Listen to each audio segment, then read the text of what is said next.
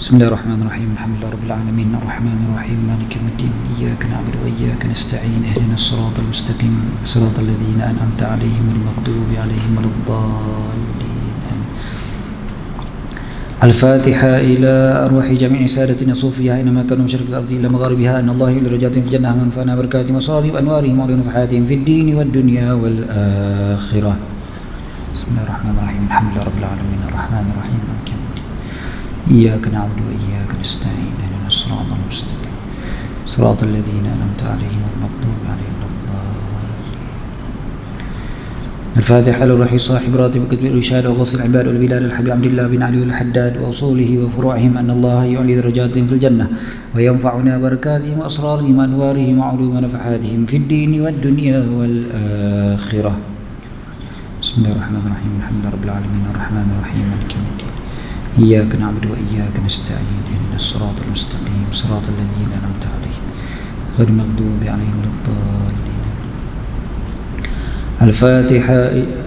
الفاتحة بأن الله يغيث المسلمين ويرحم المسلمين وإلى أرواح أئمة المجتهدين العلماء العاملين ومشايخنا في الدين وإلى أرواح والدينا ووالدكم خاصة وأموات المسلمين عامة بأن الله تغشاهم برحمة ويسكنهم الجنة وأن الله يكفينا وإياكم شر الظالمين وشر المؤذين وشر الحاسدين وأن الله يعطي كل سائل منا منكم سؤله على مرض الله ورسوله وأن الله يحفظ الحجاج المسافرين والغزاة والمجاهدين بأن الله يبلغهم مقاصدهم ويردهم إلى أوطانهم سالمين في خير وعافية وأن الله يتوب علينا ويختم لنا ولكم الحسنى في لطف وخير وعافية وإلى حضرة النبي سيدنا محمد صلى الله عليه وسلم. الفاتحة.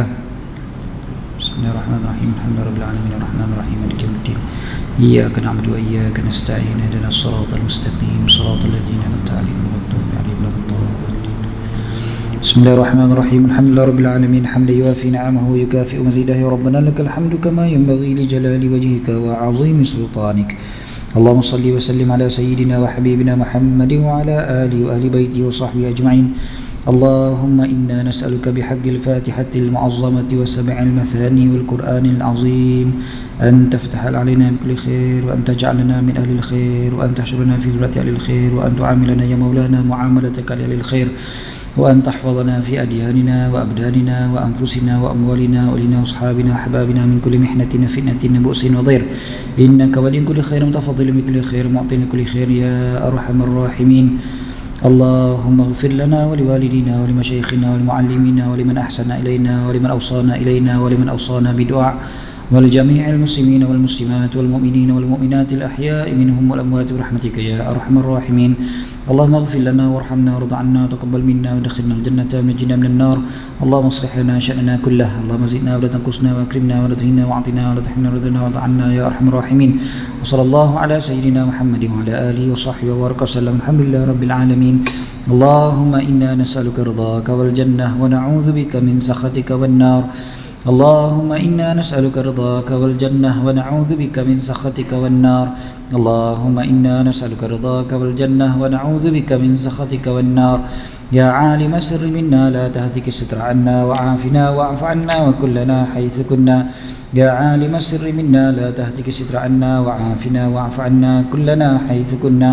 يا عالم السر منا لا تهتك الستر عنا وعافنا واعف عنا كلنا حيث كنا. جزا الله عنا سيدنا محمد صلى الله عليه وسلم خيرا. جزا الله عنا سيدنا محمد صلى الله عليه وسلم وأهله. جزا الله عنا سيدنا محمد صلى الله عليه وسلم خيرا. جزا الله عنا سيدنا محمد صلى الله عليه وسلم وأهله. جزا الله عنا سيدنا محمد صلى الله عليه وسلم خيرا. جزا الله عنا سيدنا محمد صلى الله عليه وسلم وأهله. يا الله بها يا الله بها يا الله بحسن الخاتمة. يا الله بها يا الله بها يا الله بحسن الخاتمة. يا الله بها يا الله بها يا الله بحسن الخاتمة عند الموت والقبول ولا حضرة رسول سيدنا محمد صلى الله عليه وسلم. ولا الفاتحة.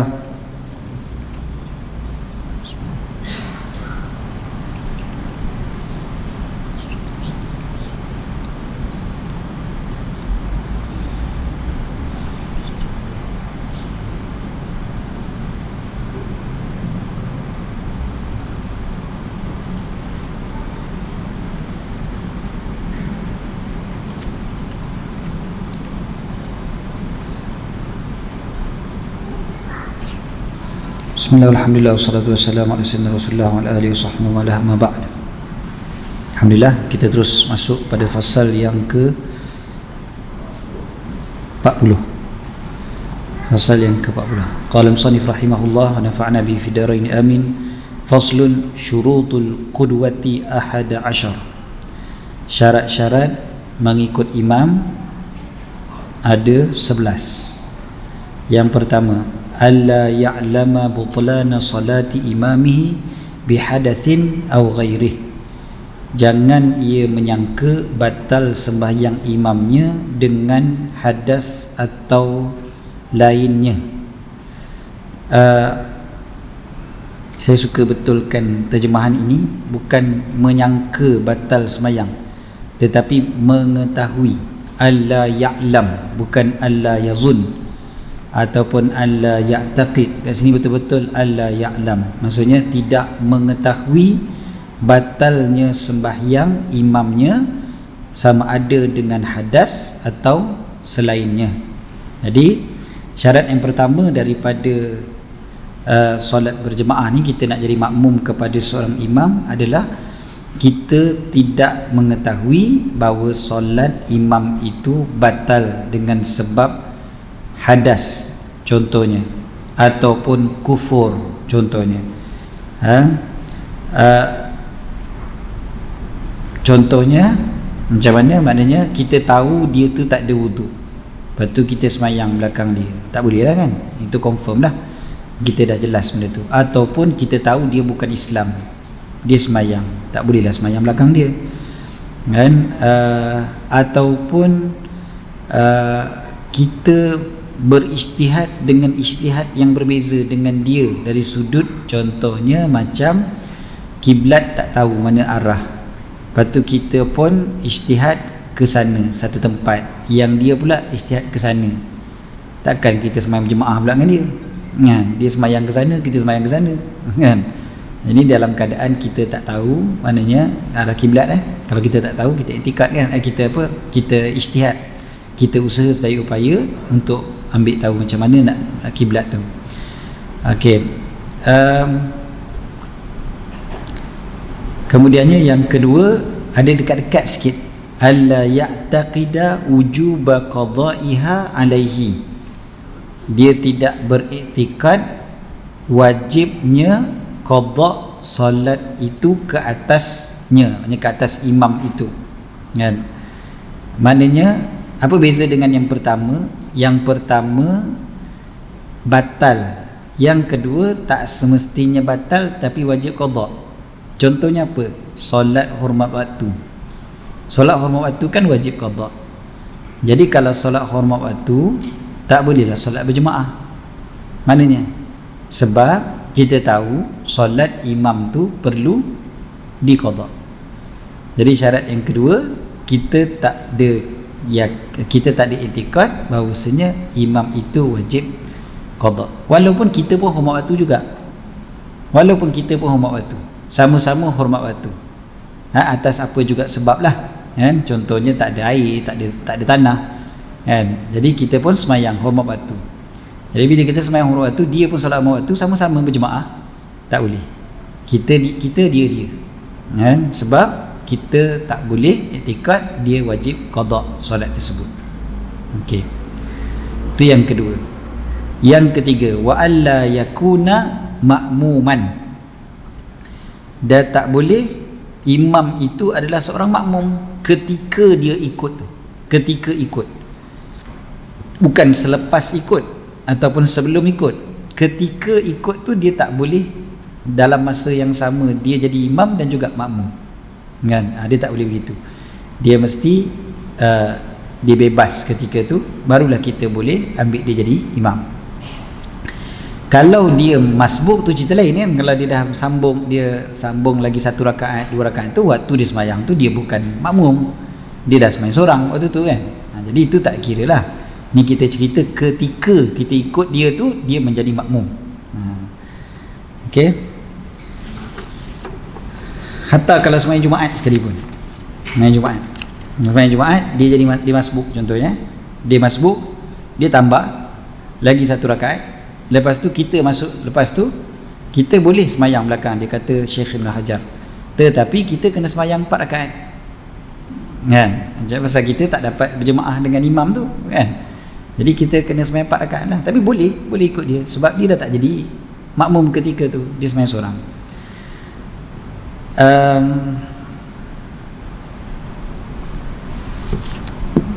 Kalau contohnya kita tak sure,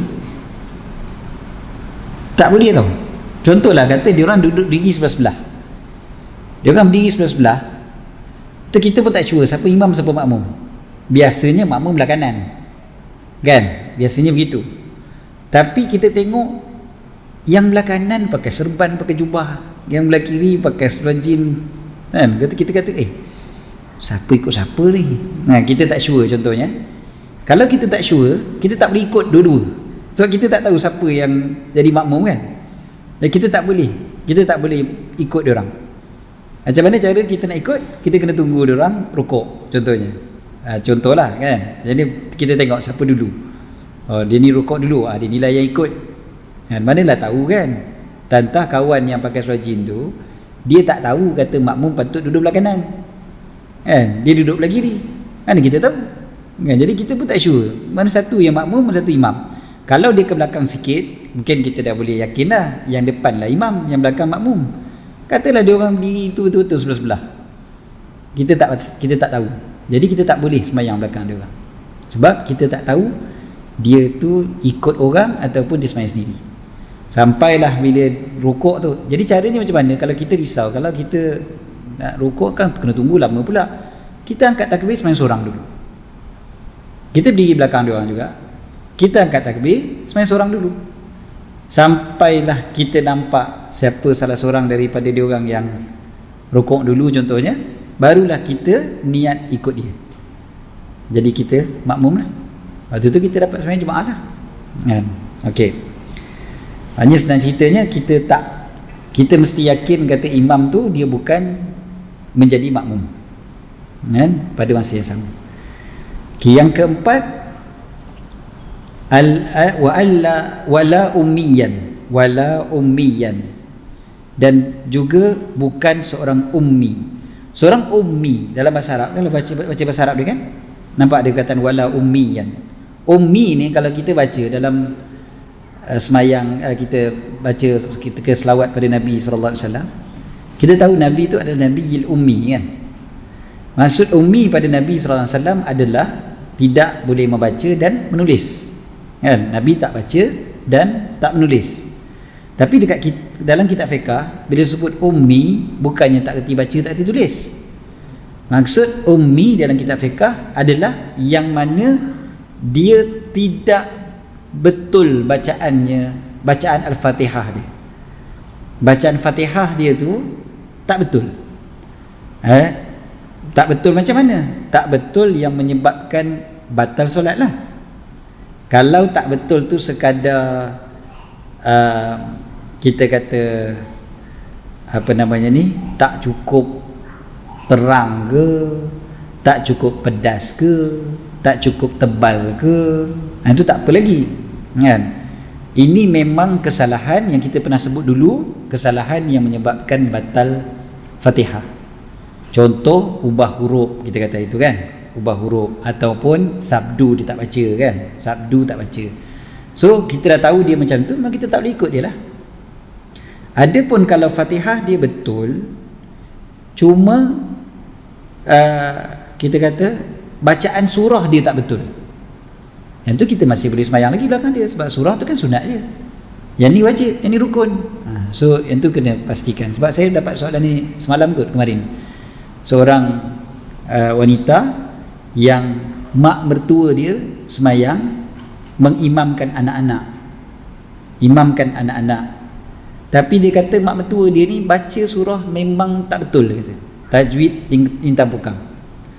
Masalahnya mak mertua dia mesti nak jadi imam juga, padahal kakak sulungnya guru tajwid. Jadi dia kata boleh ke tidak saya semayang belakang dia. Jadi saya rasa macam tak best semayang belakang dia, saya ikut suami pergi masjid, dia kata, lari daripada mak mertua. Kalaupun saya semayang belakang dia, saya niatkan semayang seorang, saya tak nak semayang dengan dia, sekadar jaga hati je, dia kata. Jawapannya apa dia? Kita kata selagi mana Fatihah si ibu tu betul, maka boleh sembahyang belakang dia, walaupun bacaan surah tu tak betul. Yang penting Fatihah tu betul. Kalau Fatihah si ibu tak betul, kita mintalah kakak yang ajar tajwid tu betulkan, kan? Sebab mestilah dibetulkan bacaan mak dia, takkan dia nak biarkan mak dia baca Fatihah tak betul. Jadi kalau bacaan Fatihah dia betul, kenapa kita perlu sembahyang lain? Dan kita pernah sebut dulu kan, kalau kita tak niat ikut imam tapi perbuatan ikut imam, boleh batal sembahyang kita, kan? Kita sebut lagi tu. Jadi kena jaga-jaga, jangan terlampau sangat over, kan, bila bab yang ini. Fatihah imam tu sikit dia silap, kita pun terus tak nak sembahyang, bukan. Jadi itu maksud yang nombor 4. Saya perlu terangkan ni sebab terjemahan tu macam tak kena sangat, bukan tak kena lah, macam takut salah faham, kan. Janganlah makmum yang bagus bacaan ikut imam yang tak bagus bacaan, kan. Kejap lagi kita pula tyra tajwid, guru tajwid tak berapa best sangat, terus kata tak sah sembahyang belakang dia, kan. Bukan begitu. Okey, yang kelima, wa alla yataqaddama ala imamihi fil mawqif. Jangan mendahului imam pada tempat berdiri. Maksudnya apa? Maksudnya jangan depan daripada imam lah, kan? Jadi yang tak boleh depan daripada imam ini adalah tempat berdirinya. Maknanya kalau dia berdiri sembahyang macam biasa orang normal, maka kita ni berdiri atas apa? Kita berdiri atas tumit kita, kan. So tak boleh lebih depan daripada tumit. Maknanya tumit makmum tak boleh lebih depan daripada tumit imam. Dia bukan kira jari, sebab kita tak berdiri atas jari, kita berdiri atas tumit. Bagaimana pula kalau seorang itu solat duduk? Solat duduk, kita ni berdiri atas apa? Atas punggung. Maka tak boleh lebih depan daripada punggung, kan? Maknanya kalau kita berdiri, dia duduk contohnya, maka kaki kita, tumit kita tak boleh lebih depan daripada punggung dia. Contohnya kalau sama-sama sembahyang duduk, maka punggung dengan punggung, kira macam itulah, kan? Jadi senang ceritanya, jangan lebih depan. Lebih depan tak sah. Kalau sama selari, macam tadi kita bagi contoh tadi, selari hukum dia makruh, selari hukum dia makruh yang menghilangkan pahala jemaah. Dia bukan makruh biasa-biasa ni, makruh dalam jemaah memang biasanya dia menghilangkan pahala jemaah. So kena jaga-jaga, jangan diri sebelah imam sama rata.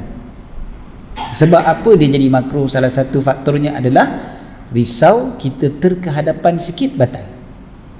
Jadi lebih baik kita belakang sedikit daripada imam, jangan sama rata dengan imam. Yang paling bagus adalah jari kita yang paling depan.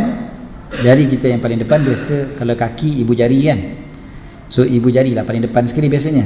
So ibu jari, kaki kita biarlah lebih belakang ataupun selari dengan tumit imam, kan? Itu yang paling bagus. Bukan belakang sangat, Ada juga orang sembahyang belakang sangat pula, sembahyang berdua ni, kan? Sembahyang berdua lah kita cerita ni, kan.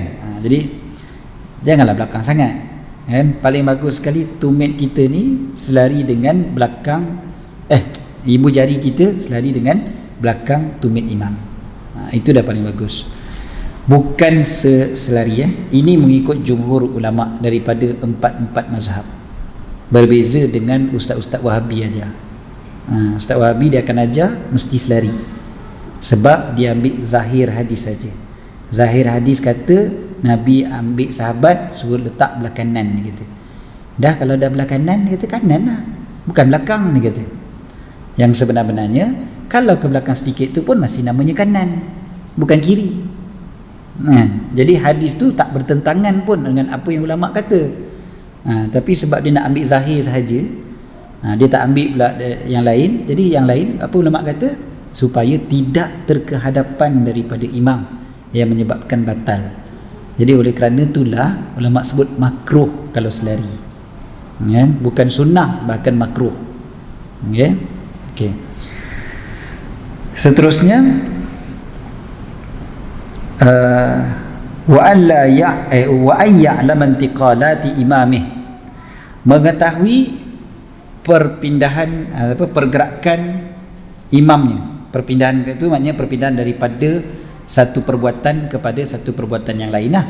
Masuk perpindahan tu jangan tanya pula ustaz dipindah negeri mana.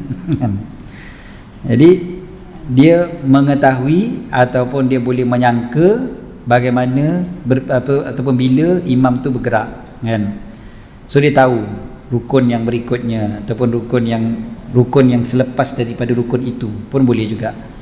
Jadi sama ada dia nampak imam ataupun dia nampak sebahagian daripada makmum yang nampak imam, ataupun dia nampak makmum yang nampak makmum yang nampak makmum yang nampak makmum yang nampak imam pun boleh kan. Yang pentingnya dia dah boleh sangka imam bergerak kan, ataupun dia mendengar suara imam kan, sama ada imam itu maknanya menggunakan mikrofon ataupun ada orang yang mengangkatkan suara untuk imam tu contohnya kan. Adanya ada seorang yang kat belakang tolong kuatkan suara sebab suara imam tak apa jelas, so orang yang duduk saf yang kelima ke saf yang ke-10 ke contohnya tolong angkat suara untuk orang yang di belakang. Jadi orang yang di belakang mendengar.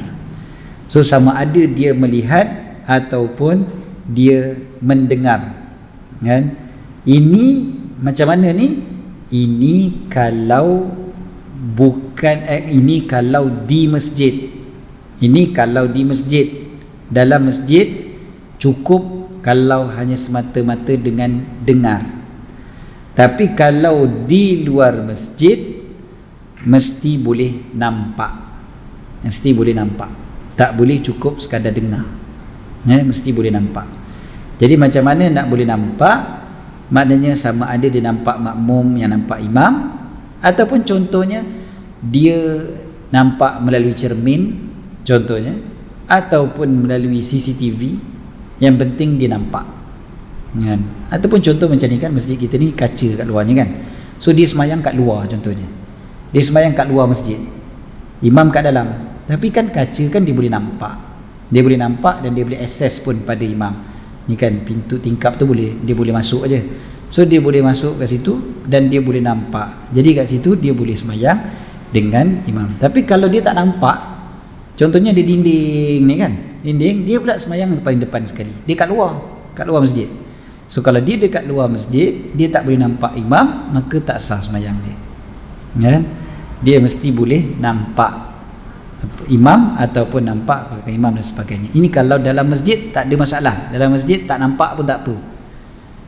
Itu pasal saya persoalkan juga dekat masjid wilayah, dia orang ada tulis kata tak sah semayang dekat bawah dan sebagainya. Saya kata kenapa tak sah pula sebab dia kata tak nampak. Dalam masjid apa masalahnya?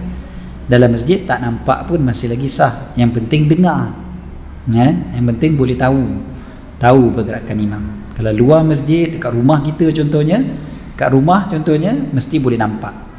Jadi contoh imam dalam bilik, makmum kat luar, mesti boleh nampak kan. Ataupun dekat surau shopping komplek, bukan masjid, so langsir tu contohnya kena buka sikit bagi nampak. Tapi kalau masjid, langsir tak buka pun tak apa, sebab dia boleh dengar. Makmum muslimat dah biasanya kan, boleh dengar, tak ada masalah. Macam masjid kita ni, walaupun ni kan ada nampak-nampak kan, katalah tak nampak langsung pun masih lagi sah semayang, sebab masih lagi dalam masjid, walaupun tak nampak imam, tak ada masalah.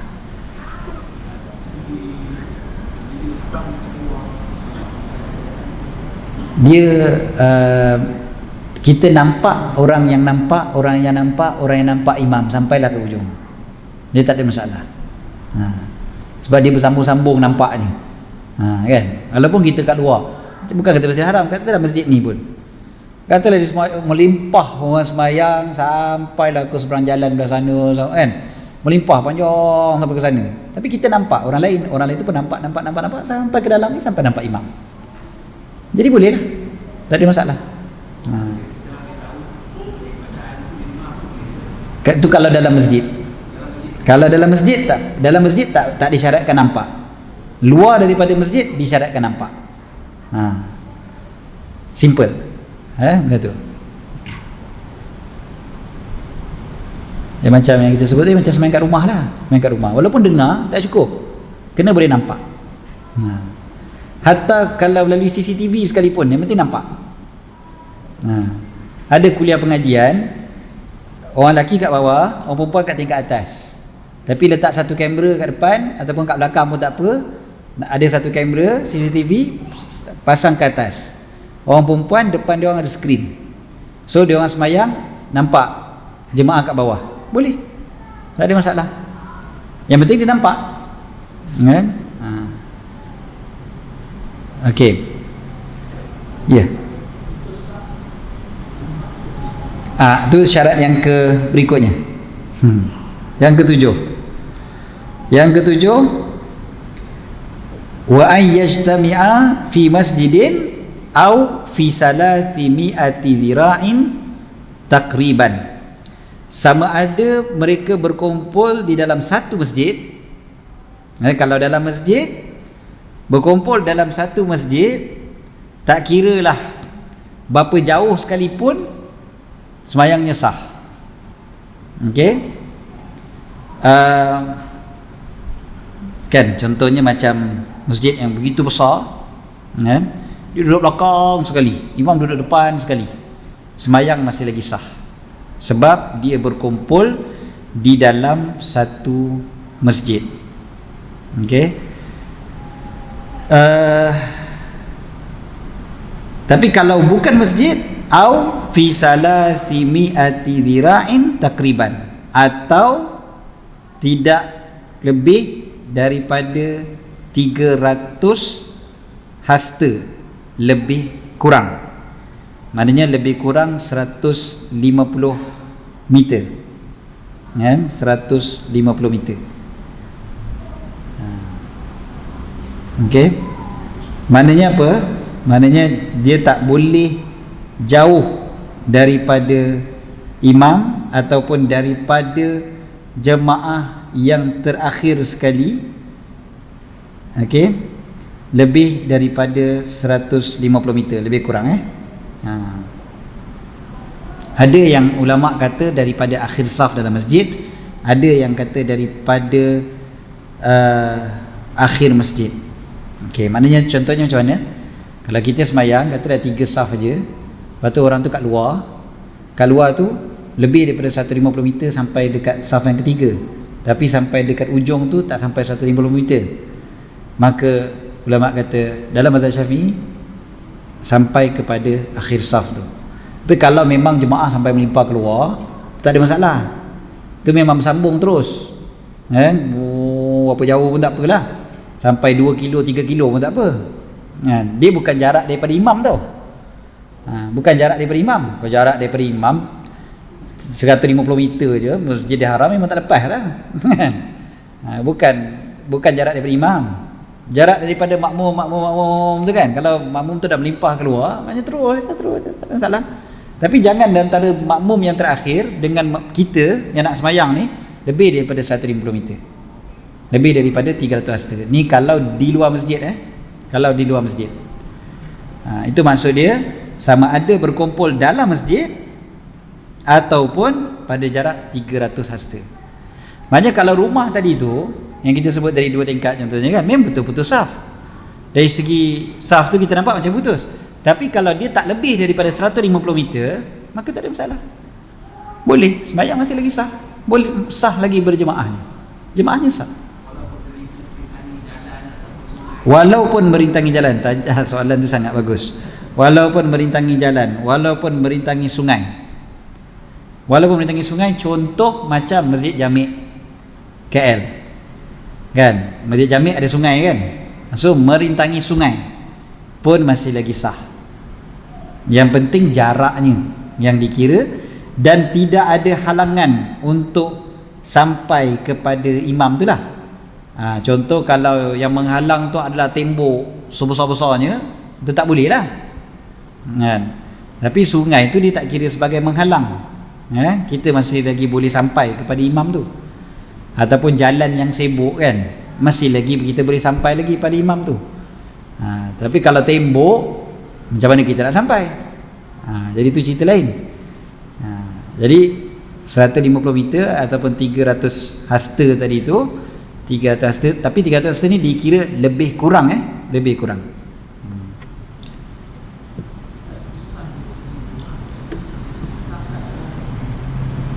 Macam mana?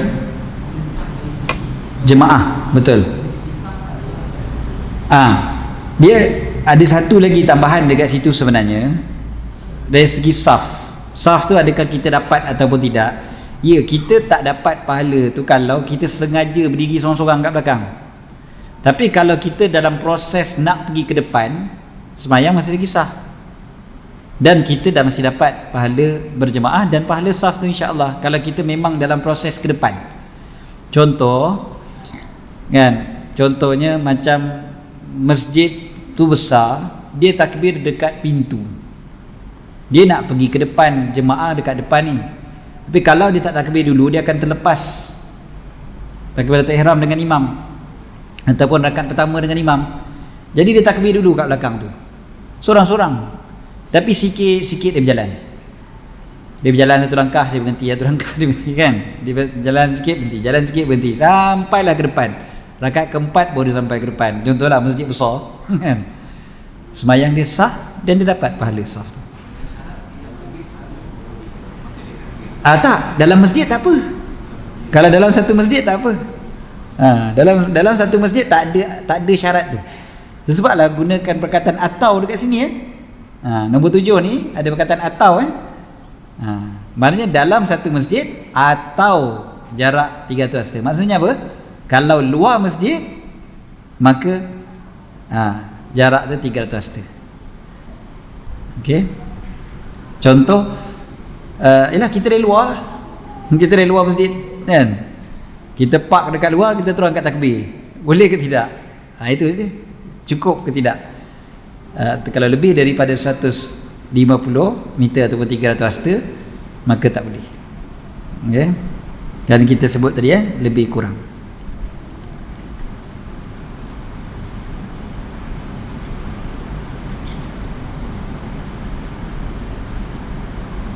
Kita sebutkan maknanya kalau jemaah ramai tak kisah. Kalau sepanjang sampai ke belakang, sampai ke stadium contohnya kan. Daripada sini semayang penuh sampai ke stadium contohnya kan, stadium tu pun penuh pula kan? Sampailah ke bulatan kat sana tu contohnya penuh, boleh, tak ada masalah. Itu tak kisah berapa jauh sekalipun, tak ada masalah semayangnya.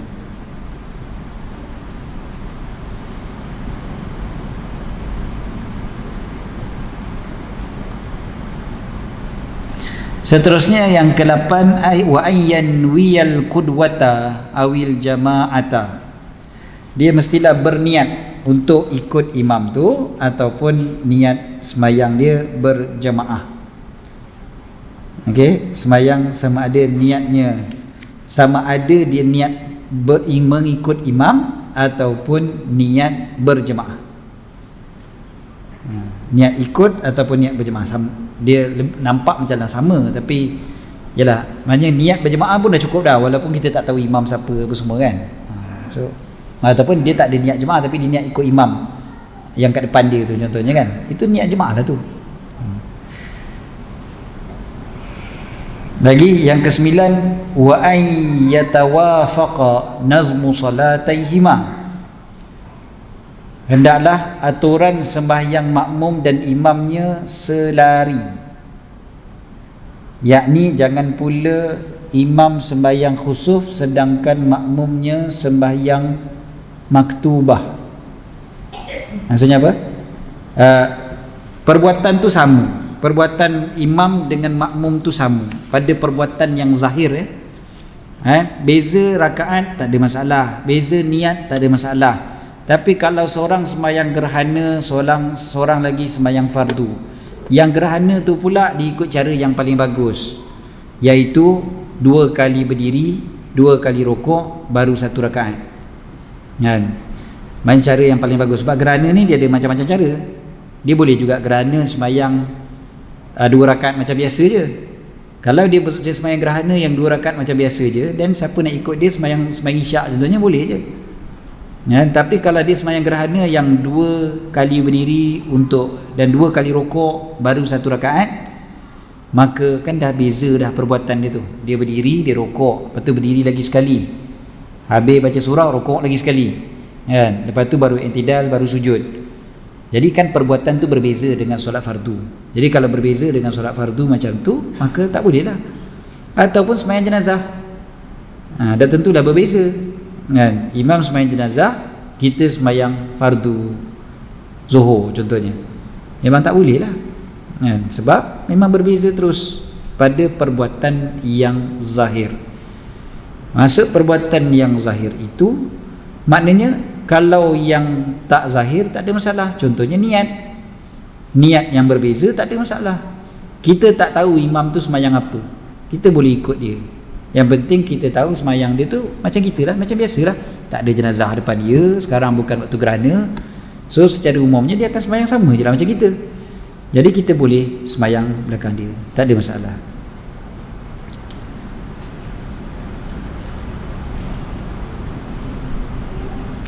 Kalau ikut Imam Ibn Hajar, dia ada kelonggaran sedikit. Dia kata kalau kita ikut imam yang sembahyang jenazah, tapi dia dah takbir yang keempat, kita pula sembahyang zuhur, yang tu boleh, dia kata, sebab tak ada beza lepas tu. Kawan tu bagi salam, kita teruskan je lah Fatihah, rokok, i'tidal, sujud apa semua. Jadi kalau ikut Imam Ibn Hajar, dalam bab ni dia ringankan sikit. Tapi Imam Ar-Ramli kata tak boleh, walau dekat takbir yang keempat pun tak boleh nak ikut. Jadi yang paling senang bagi kita adalah keluar daripada khilaf, tak payah buat, tak payah ikut orang tengah sembahyang jenazah ke, sujud syukur ke dan sebagainya.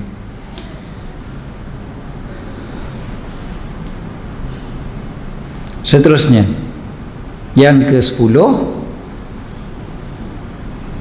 wa an la yukhalifahu fi sunnatin fahishatil mukhalafah. Dia tidak bercanggah dengan imam. Janganlah tiada mengikut imam, maksudnya bercanggah dengan imam lah, kan? Pada perkara sunnah yang keji tiada menurutnya, yang dianggap keji mukhalafahnya, yang dianggap keji bercanggah dengannya. Sunnah yang mana kalau kita mukhalafah, kita berbeza, dia jadi keji, sama ada buat ataupun tinggal. Contoh, imam tak sujud tilawah, kita sujud. Itu antara perbuatan yang dipanggil sebagai keji bila kita berbeza dengan imam. Maknanya perbezaan tu terlalu ketara. Perbezaan tu terlalu ketara. Itu yang dimaksudkan dengan keji apabila berbeza, kan? Contoh macam tadilah, imam tak sujud tilawah, kita sujud sebab dah sampai ayat sejadah, kita pun sujud. Imam tak sujud, imam sambung je ayat berikutnya, kononnya ini kan sunnah sujud. Tak, kalau kita jadi makmum, tidak disunatkan kita sujud kalau imam tak sujud. Bila imam sujud, wajib kita sujud, jadi wajib. Maknanya kalau imam sujud, kita tak sujud, macam tu juga, sama juga. Itu antara perkara yang tidak boleh dilakukan kalau kita menjadi makmum. Imam tak kunut, kita kunut, tak ada masalah, sebab itu tak dikira sebagai perbezaan yang keji. Perbezaan dia tu tak ketara sangat, walau kita angkat tangan, okey. Contoh lagi sunnah yang keji bila berbeza adalah tasyahud awal, tahiyat awal, kan? Tahiyat awal, imam tak tahiyat awal, kita tak payah tahiyat awal. Ataupun imam tahiyat awal, kita tak tahiyat awal pula, sengaja-sengaja, kan? Tak boleh. Dia berbeza dengan tapi kalau kita sengaja-sengaja, dia masih lagi sah. Kalau yang tadi tu, kalau tasyahud tu kalau sengaja-sengaja kita berdiri, kita tak nak tahiyat awal dengan imam, sembahyang kita masih lagi sah. Kita dah sebut pada bulan lepas, pada minggu lepas, sembahyangnya masih lagi sah. Cuma tidak digalakkan Berbeza dengan kalau imam berdiri, kita pula yang tahiyat awal, yang tu boleh batal. Kalau kita terlupa, tu lain. Kalau kita terlupa, kita pergi berdiri, kita ingat baru rakaat kedua, rupanya dah masuk rakaat ketiga contohnya, maknanya tahiyat awal lah, rakaat kedua kan? Kita ingat rakaat ketiga, rupanya rakaat kedua contohnya. So imam duduk tahiyat awal, kita tak ingat, kita pun berdiri. Kalau kita berdiri tersilap, maka kita duduk balik, itu tak ada masalah, duduk balik kan? Sebab kita tersilap tadi ni, tak ada masalah untuk kita duduk balik, sebab kita wajib ikut imam kan? Jadi tak ada masalah untuk kita duduk balik. Seterusnya yang ke-11, wa ayyutabi'ahu. Wa ayyutabi'ahu maksudnya makmum hendaklah mengikut imam, mengikut imam pada tempatnya, pada perbuatannya, pada ihramnya. Nampak macam kalau kita tengok memang syarat ni ada dah dekat syarat-syarat yang kelima, yang ketujuh, syarat yang apa yang lain-lain lah. Tapi dekat sini ada tambah sikit, maksudnya termasuk juga ada dengan takbiratul ihram.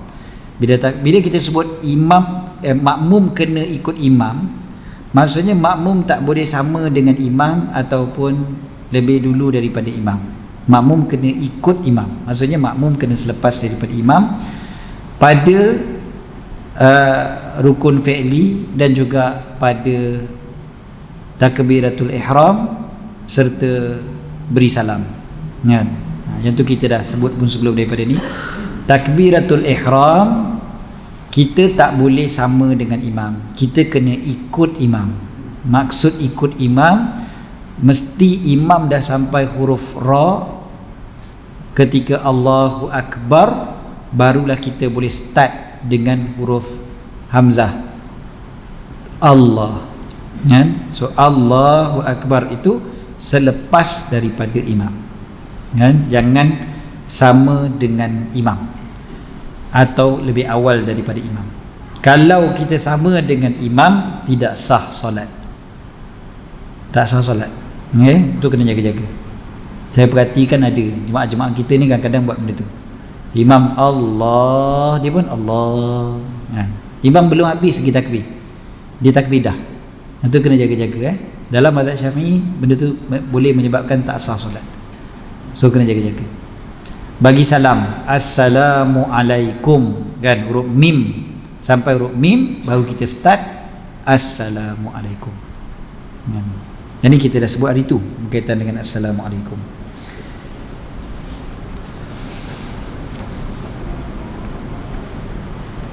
Kalau perbuatan dia tak batalkan solat, tapi tak boleh, dia jadi haram kalau lebih dulu daripada imam. Cuba dia tak batalkan solat, maksudnya kalau kita buat juga dengan sengaja, solat kita sah walaupun kita lebih dulu daripada imam, tetapi haram. Dia sah tetapi haram. Jangan buatlah kalau dengan sengaja. Tak sengaja tu cerita lain kan? Dengan sengaja rukuk dulu daripada imam, lama sangat imam ni, rukuk dululah, maka kat situ hukum dia jadi haram kan? Tapi kalau lebih daripada 2 rukun, itu yang batal solat. Ini kita sebutkan pada minggu lepas kan? Lebih daripada rukun tu yang membatalkan solat. Yang paling bagus macam mana perbuatannya? Yang paling bagus, yang paling sempurna perbuatan adalah apabila imam selesai bergerak keseluruhannya, barulah kita mula pergerakan kita. Itu paling sempurna. Imam Allahu Akbar sujud kan, imam dah sampai tempat sujud tu, barulah kita bergerak Allahu Akbar kita kan? Walaupun boleh imam Allah, kita pun Allah kan, maknanya kita tak adalah lebih dulu daripada imam kan, dia tak jadi haram. Tetapi paling sempurna adalah bagi imam selesai perbuatan tu, barulah kita mulakan perbuatan kita. Itu paling sempurna. Bukan sah ke batal. Kita bukan cerita sah batal, kita cerita paling sempurna. Jadi itu paling bagus. Okay.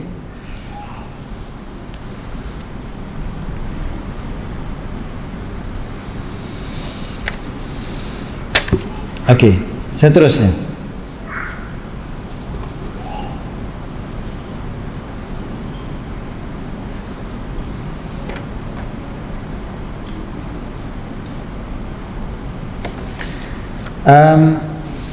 Terus yang tajuk berikutnya, suwarul qudwati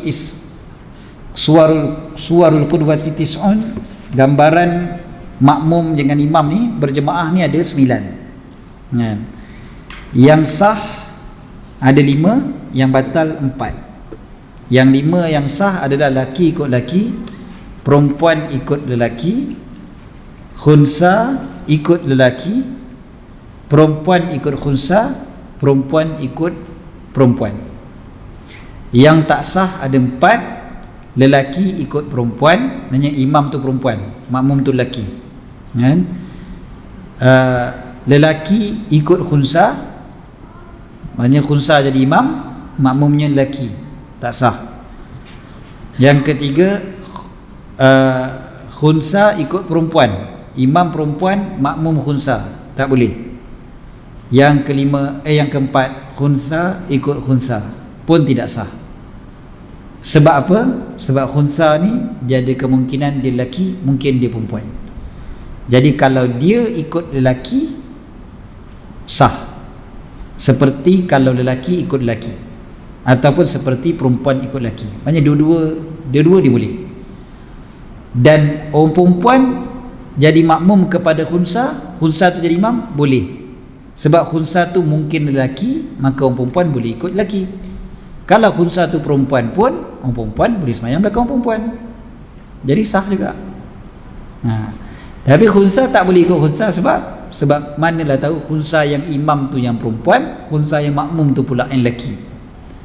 Jadi lelaki tak boleh ikut perempuan. Itu yang menyebabkan tidak sah. Dan khunsa dekat sini maksudnya adalah yang masih lagi muskil lah, kan? Yang masih lagi tak tahu lelaki ataupun perempuan.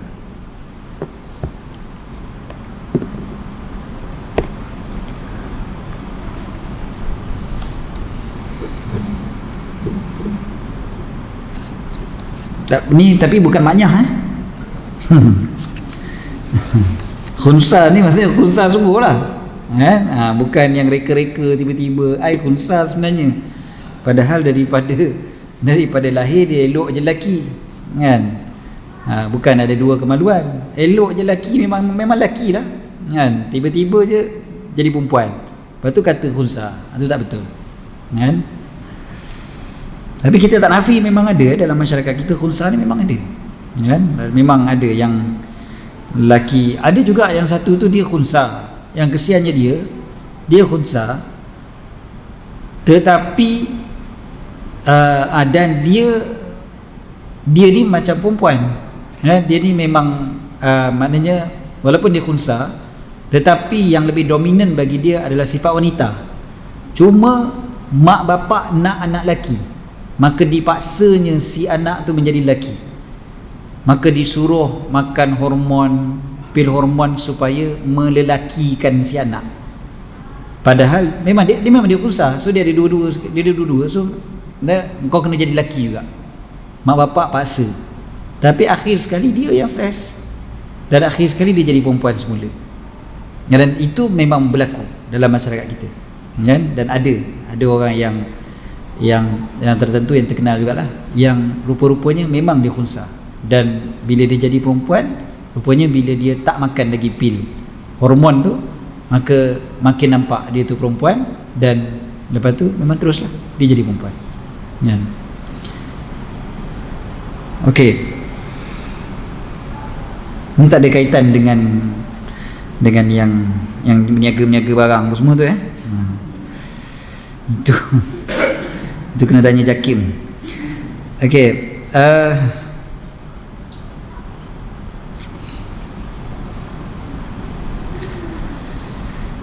Seterusnya,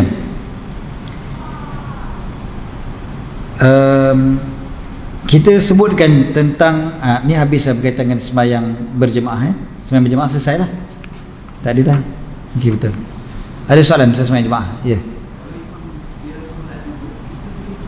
Boleh, tak ada masalah.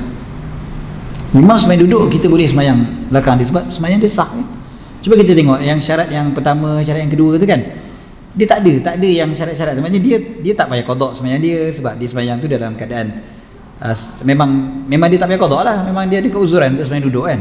Kalau dia sengaja sembahyang duduk kena gada tu cerita lain. Itu memang kita tak boleh lah ikut dia kan, sebab dia kena qada sembahyang dia. Tapi kalau kita elok je, kita tahu yang solat dia tak batal, solat dia tak perlu ulang, maka kita boleh solat belakang dia walau dia baring sekalipun ya? Memang boleh. Ya.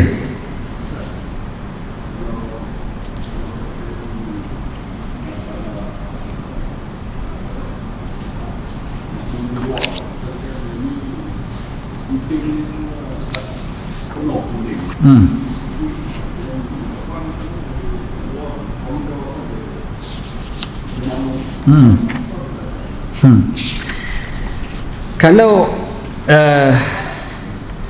makmum tu dekat depan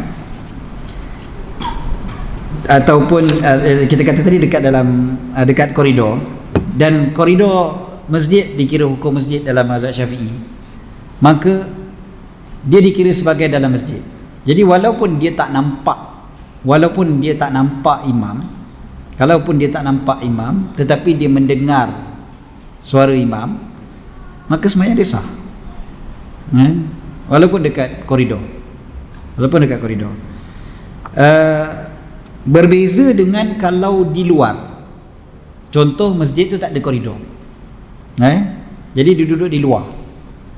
Jadi bila dia duduk di luar, ni dinding contohnya, bukan cermin macam ni kan, dinding, dia duduk kat depan sekali, sembahyang dia tak sah sebab dia tak nampak imam, dan dia tak nampak makmum yang nampak imam. Sebab makmum yang nampak imam kat belakang dia tak nampak,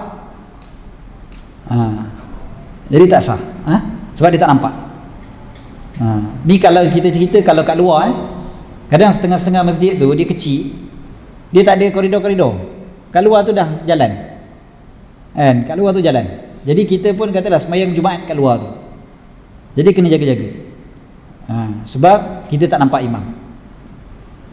Tapi kalau macam ni boleh, tak ada masalah. Katalah macam ni ada koridor contohnya, ni ada koridor ke tidak? Tak ada kan? Ada, okey.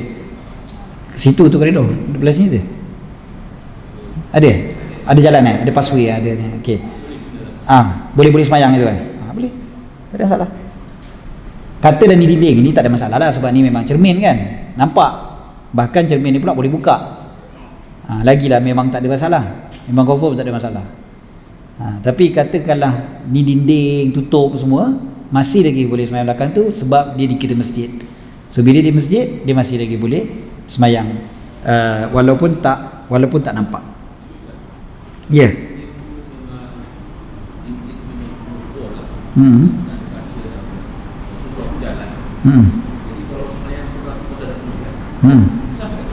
Dia tak nampak siapa yang nampak imam, tak sah.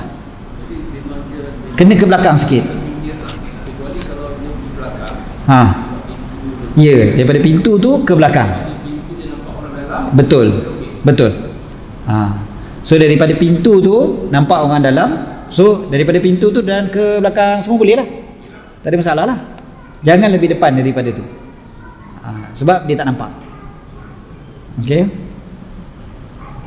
jadi memang kena jagalah. Kalau dalam masjid tak ada masalah. Ni kita cerita kalau kat luar kalau masjid tu kat luar. Kat luar tu tak ada apa-apa, tak ada koridor, dia terus kat luar. Ya.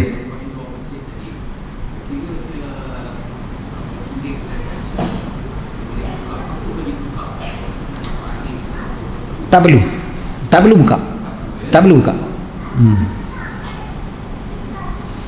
Dia sebenarnya kalau contoh macam ni kan, ni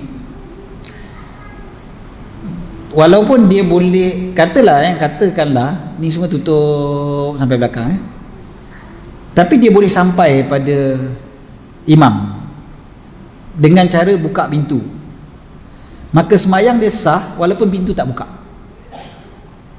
Walaupun pintu tak buka. Tapi katakanlah ni semua dinding semua, memang dia tak boleh sampai pada imam, tak ada akses. Kalau tak ada akses pada imam, tak boleh. Contoh kita semayang dekat dalam masjid ni, sekali satu bilik kat belakang, bilik tu pula berkunci, kunci pula entah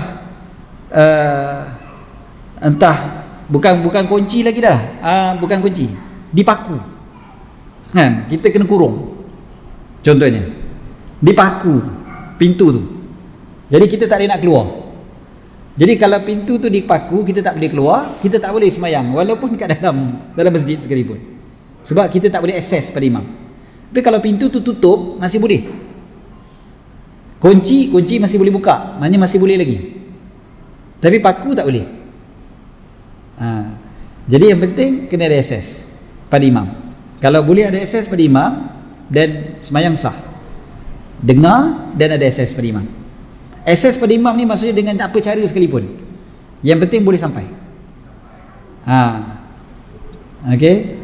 Contohnya kena reverse ke, tapi dalam masjid, kan? Yang penting boleh sampai, boleh akses pada imam.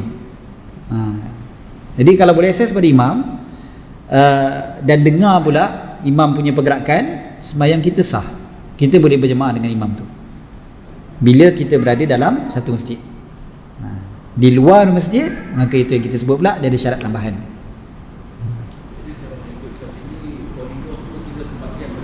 Ya, dalam mazhab Syafi'i koridor dikira sebagai masjid.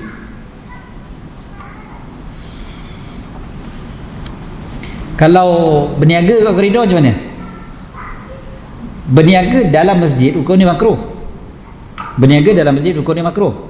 Tetapi berniaga dalam masjid yang hukumnya makruh sebab mengganggu ibadat. Koridor dia bukan tempat ibadat, kecuali bila? Waktu sembahyang Jumaat contohnya. So waktu sembahyang Jumaat janganlah berniaga kat koridor. Kalau bukan waktu sembahyang Jumaat, tak ada masalah, hilang dia punya makruh tu, sebab dia tak mengganggu langsung, duduk kat luar kan, itu tak ada masalah, dia tak mengganggu. Okey. Perempuan yang haid, itu soalan yang paling popular. Perempuan yang haid macam mana pula? Kalau ikut pandangan yang paling kuat dalam mazhab Syafi'i ini, sebenarnya hatta dekat koridor pun tak boleh. Tetapi okey, kenapa kita galakkan juga orang perempuan, tak apalah kau uzur, kau duduklah kat koridor? Sebab memang ada pandangan yang membolehkan, pandangan yang mengatakan koridor bukan masjid. Tapi maknanya dia ambil mazhab lain lah, supaya memudahkan dia untuk mengikuti pengajian. Maka duduklah dekat koridor tu. Dan maknanya kita ambil pandangan ketika itu sebab untuk dia tu kita membenarkan. Tapi kalau macam dalam bab yang lain, sebenarnya macam ni, saya kalau boleh kan, kita ni kan nak keluar daripada khilaf, maka bila perlu je kita gunakan, bila ada khilaf. Bila tak perlu jangan. Contohnya macam mana? Contohnya macam nak iktikaf, nak tahiyatul masjid, maka lari daripada khilaf, kita duduk belah dalam, jangan duduk kat koridor. Walaupun dalam mazhab Syafi'i kata koridor masjid tu masjid, okey, tapi kita lari daripada khilaf tu lebih baik. Maka lebih baik kita tahiyatul masjid itu di dalam, kan? Tetapi kalau dalam bab wanita tu, kita kata sebab keperluan, takkanlah dia nak duduk dalam kereta nak dengar kuliah, kan? Dan dia perlu belajar juga, suami tak boleh nak ajar dia, maka ketika itu dia duduklah kat koridor ketika dia uzur. Yang paling bagus macam mana? Yang paling bagus adalah masjid buat satu bilik pengajian. Kalau masjid buat bilik pengajian, maka yang ni settle semua masalah, sebab dia duduk dalam bilik pengajian, walau bilik pengajian tu di depan sekalipun. Kadang setengah-setengah masjid tu kat koridor belah kanan ni, belah kiri tuan-tuan, koridor tu dibuat tutup, letak kursi meja, letak whiteboard sebagai bilik kelas. Waktu semayang Jumaat baru dia tepikan semua kursi untuk orang semayang. Waktu lain itu adalah classroom, kan? So kalau itu adalah classroom, then boleh, tak ada masalah. Bagi orang perempuan yang uzur pun boleh duduk dalam tu, sebab itu dikira sebagai classroom, kan? Dia dah convert daripada ruang solat masjid jadi classroom, maka boleh. Ataupun di atas, tengah-tengah masjid buat ke atas, dia buat classroom ke atas. So orang perempuan yang uzur, dia masuk, kan masuk boleh kita kata, lalu boleh, tangga belah dalam contohnya, so dia lalu naik tangga pergi atas, so atas tu classroom, boleh, tak ada masalah. Wanita yang uzur boleh duduk. Ini yang dibuat di Mesir, di Masjid Al-Azhar sendiri. Masjid Al-Azhar dia ada yang dipanggil sebagai ruwaq. So ruwaq itu tempat-tempat pengajian. Kenapa dibuat di ruwaq itu? Kenapa dia tak mengaji dekat macam kita ni, kat tempat ni kuliah ni? Sebab kelas-kelas itu boleh dihadiri oleh orang perempuan yang uzur. Jadi dia bagi dibuat kelas tu dekat belah dalam tu. Itu tujuannya. Tapi nak masuk ke ruwaq tu memang kena lalu dekat dalam masjid. Memang kena lalu dalam masjid, kan? Sebab ruwaq tu dia memang dalam dinding masjid, memang kena lalu dalam. Tak ada masalah. Ya. Yeah.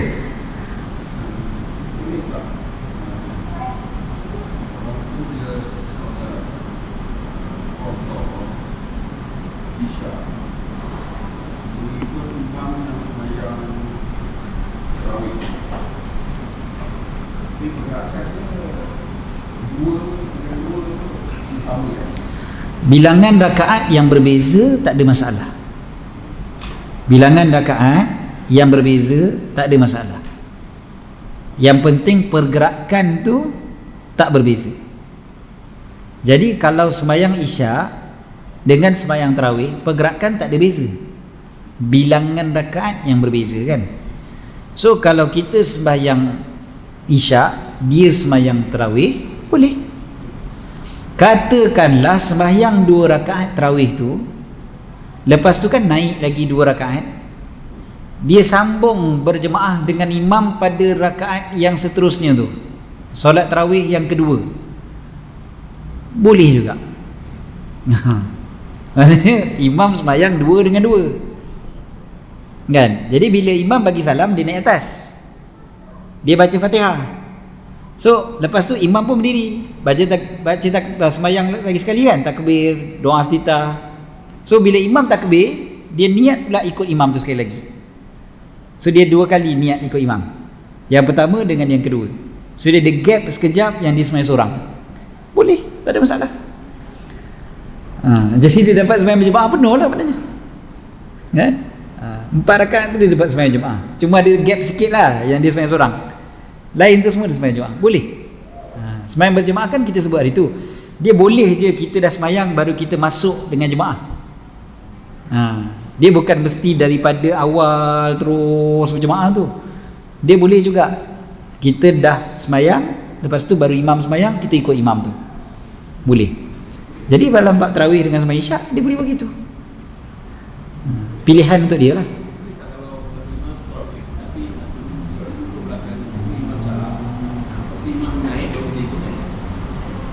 Dia tak boleh kita bertunggu tak ada buat apa. Kita tunggu tak buat apa tu boleh membatalkan solat. Jadi bila imam bagi salam, kita kena bangun. Sebab kita tak ada apa dah duduk waktu tu, tak ada sebab untuk kita duduk. Jadi kita kena bangun, naik pada rakaat kita yang ketiga. Bila kita naik ke rakaat yang ketiga pun, kita tak boleh tunggu diam, tunggu imam tu habis apa selawat lah apa semua, kan? Sallallahu alaihi apa semua tu, kan? Lama pula. Lepas tu kita pun tunggulah imam tu bila dia nak bangun. Tu tak boleh. So caranya macam mana? Bila kita bangun, kita kena baca Fatihah. Kita baca Fatihah, kita baca surah. Rakaat ketiga tak baca surah, kan? Okey.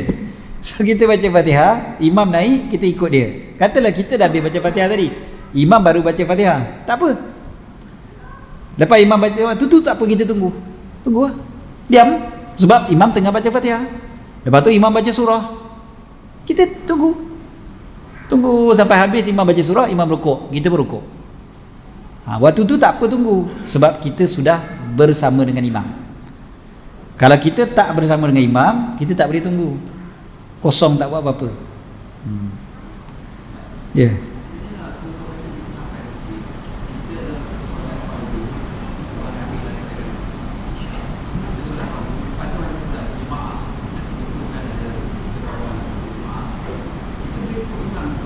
Boleh. Kita tengah sembahyang seorang, sekali ada orang ikut buat satu jemaah. So kita pun niat ikut imam yang baru tu. Boleh. Tak ada masalah. Kita ikut dah. Niat kena ikut dah. Kita masuklah. Kita jalan lah pergi kat dia orang. Tengah sembahyang tu, kita jalan lah. Sikit kita ikut dia orang. Walaupun kita takbiratul ihram dulu. Yang tak boleh takbiratul ihram dulu daripada imam, kalau kita nak ikut imam tu, betul kita takbir dulu. Tadi ni kita niat kita sembahyang seorang, so kita takbir, tak ada masalah. Memang nak sembahyang seorang, sekali tengok ada jemaah, so kita pun ikut jemaah tu, boleh, tak ada masalah. Tak perlu batalkan sembahyang, boleh terus follow.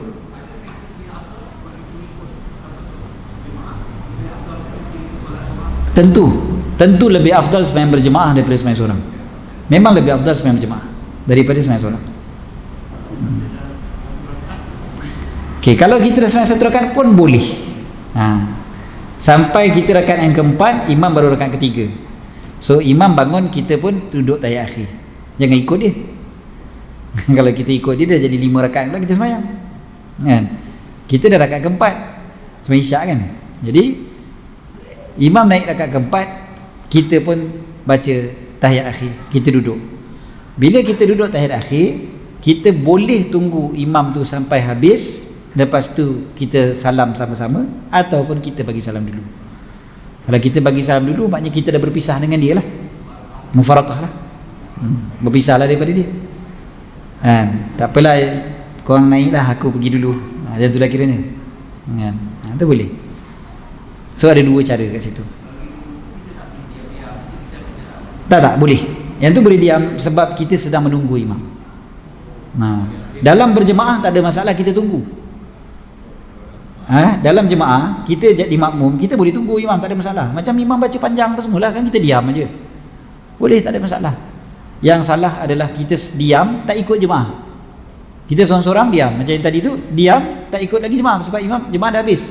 Soalan tadi kan, imam dah bagi salam, kita masih duduk tahiyat, lepas tu kita diam dia, tunggu imam masuk rakaat yang baru. Tu dah putus. So bila dah putus tu, maknanya kita dah sembahyang seorang. Bila kita sembahyang seorang, kita tak boleh diam, kan? Yang juga yang kita sebut tadi tu, yang konon-konon ikut imam tapi tak ikut imam, pun sama juga, dia boleh batal bila dia diam. Tapi kalau konon-konon ikut imam, walaupun sepatutnya tak ada benda tu, tapi kata kalau dia buat begitu dan dia penuhkan masa dia dengan membaca Fatihah, baca surah contohnya kan, dia banyakkan baca surah, sebenarnya dia sah, sebab dia tak ada diam, tak buat apa-apa. Bila rokok dia baca tasbih banyak-banyak contohnya kan, sebab imam tu lambat, dia baca laju, dia baca lah sampai 10 kali contohnya kan, tak apa, tak ada masalah.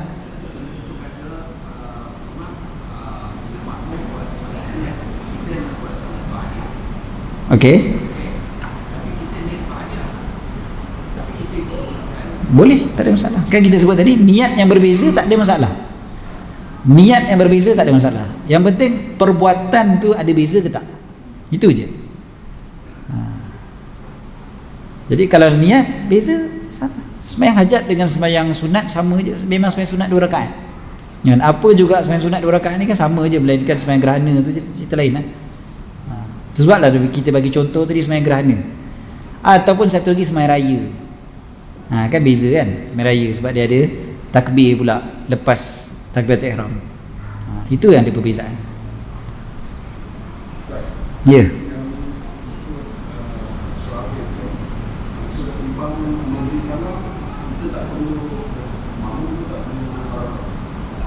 Dia tak perlu mufarakah dah, sebab bila imam bagi salam, secara automatik kita dah habis dah dengan dia. Jadi dia tak ada lah istilah mufarakah tu. Mufarakah ni bila kita sama-sama dengan dia, lepas tu kita nak berpisah. Jadi mufarakah lah, kan, berpisah lah.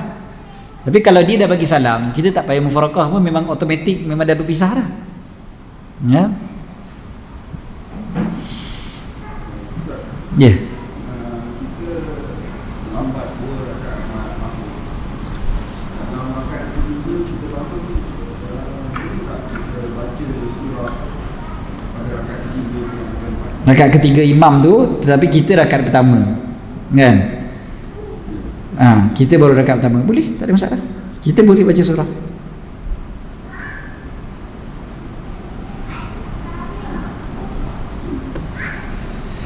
Boleh, tak ada masalah.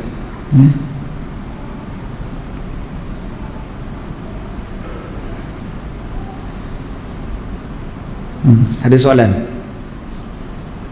Kebetulan buka WhatsApp. Kalau muslimat solat tingkat atas sebelah kanan, kedudukannya seperti tingkat atas masjid section 13 ni. Belah kiri kosong, tapi sah belah kanan. Apa soalannya? Tak ada masalah, boleh. Walaupun belah sini kosong, dia semayang belah sini, kan? Contoh ataupun belah sini kosong, semayang belah sini, semayang sah. Sebab masih dalam satu masjid, kan? Masih dalam satu masjid.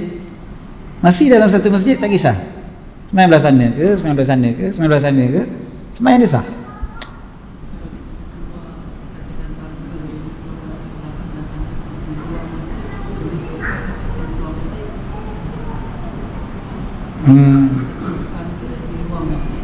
Tangga tu yang di luar, tapi dia masih lagi di dalam, sah.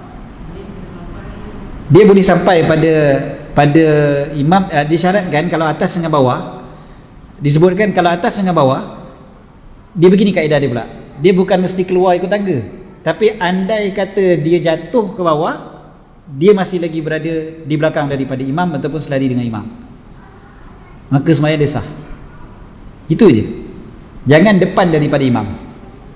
Maknanya kalau dia jatuh ke bawah, dia lebih depan daripada imam. Contoh tangga tu pula belah depan, maknanya seolah-olah macam dia kena ke depan kalau nak sampai pada imam, kan? Kita kata tak boleh depan daripada imam, tapi ketika dia sembahyang tu dia tak depan daripada imam, so boleh.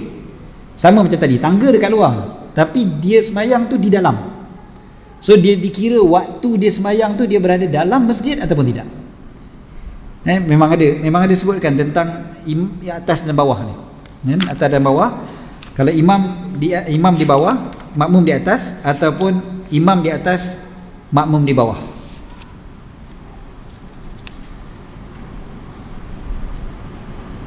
Yang disyaratkan sama macam syarat sah berjemaah, dan sebahagian daripada ulama yang sebutkan tentang selari apabila yang bawah naik ke atas,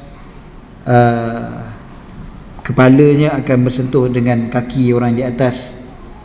Ini jika di dalam masjid, jika di luar masjid. Adapun di dalam masjid, maka tak disyaratkan demikian atas dua kaul. Okey. Maknanya tak disyaratkan pun kalau dalam masjid. Maknanya dalam masjid memang dia punya syarat tu jadi mudah sebenarnya. Maknanya selagi mana kita ni berada dalam satu masjid, dia jadi banyak perkara yang mudah. Maknanya yang pentingnya kita boleh tahu imam tu berpindah dan kita boleh akses pada imam. Dah, itu je. Ya? Ya. Yang tu je. Hanya bilik yang berpaku ataupun berdinding yang panjang terus sampai keluar. Memang dinding semua, kan? Memang kita memang takkan boleh sampai. Ya.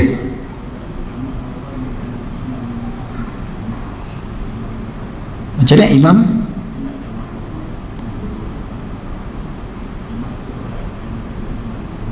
Imam kita jamak qasar, imam tamam. Dia macam ni. Dia tak boleh qasar tak boleh ikut tamam. Qasar tak boleh ikut tamam. Dia kena tamam. Tapi kalau dia semayang juga, dua rakaat, ikut imam yang 4 rakaat, semayang sah. Nanti kita akan baca bab syarat-syarat qasar. Janganlah orang yang qasar ikut orang yang sempurna walaupun pada sebahagian daripada sembahyang.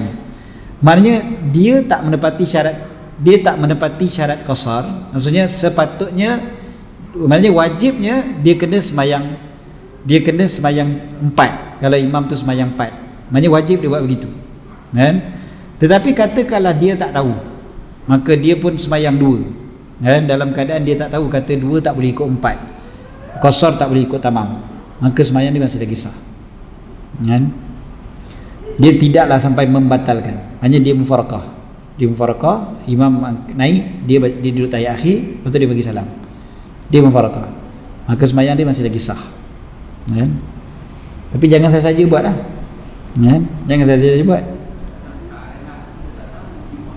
Okay, itu nanti kita akan bincang macam mana kalau tak tahu. Nanti waktu bincang bab qasar tu, nanti kita akan bincang. Ni sekarang ni kita cerita yang tamam dengan tamam dulu, ya. Ya.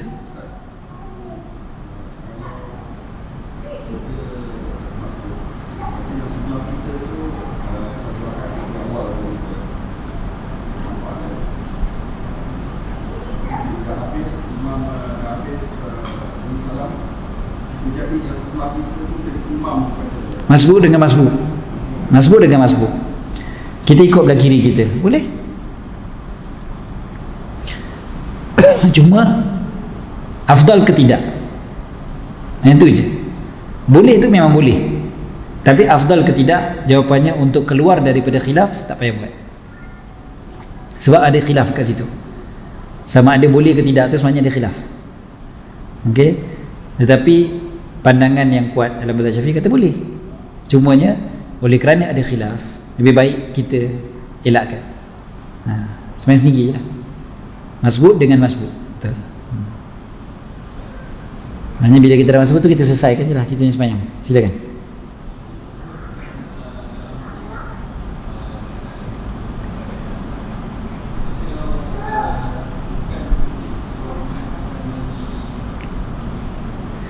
Okey, surau Jumaat kita sebutkan sebelum ni, kita pernah sebut tentang kita tak kisah namanya surau ke madrasah ke apa ke, yang pentingnya bila dia diwakafkan untuk solat, maka hukumnya hukum masjid.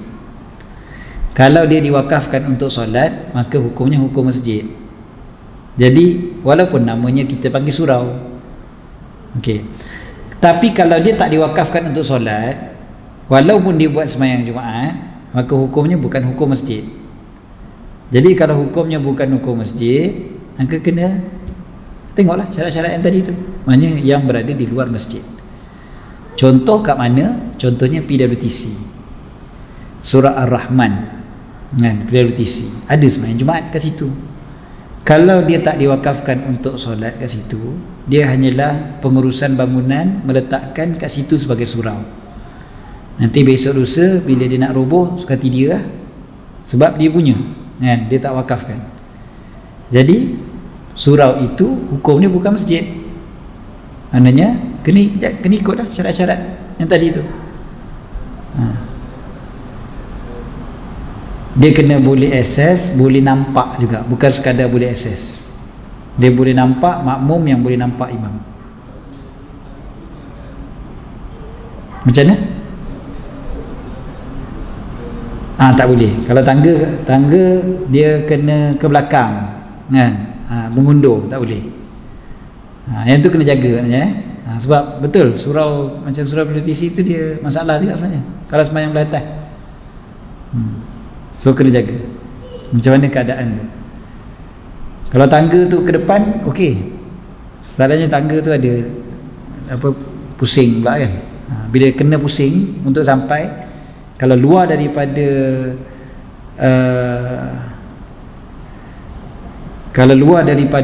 masjid, dia ada perbahasan lah sebenarnya bab tu.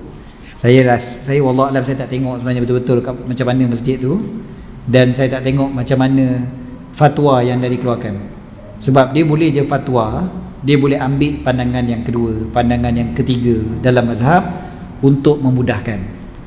Kita tak nafikan benda tu, kan? Sebab boleh je fatwa dikeluarkan ikut pandangan yang kedua, pandangan yang ketiga dalam mazhab, tengok kepada kemaslahatan.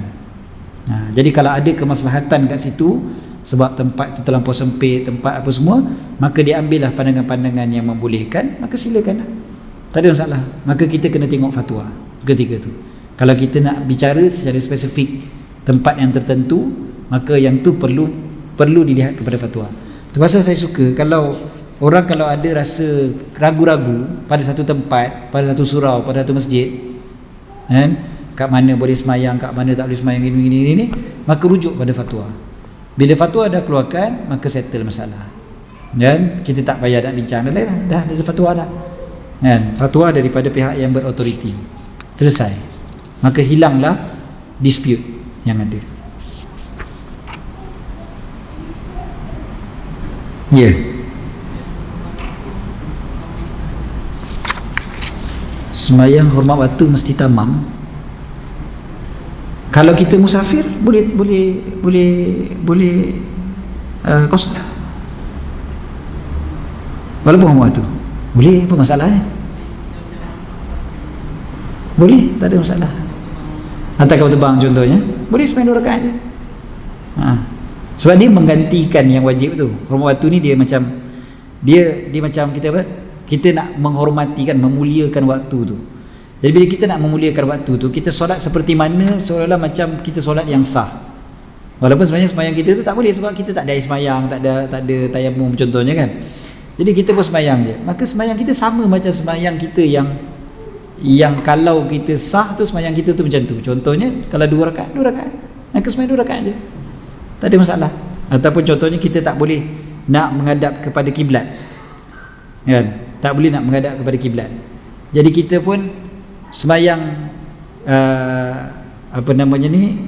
jamak qasar. Jamak qasar. Kita semayang hormat waktu. So kita semayang hormat waktu, tak ada masalah.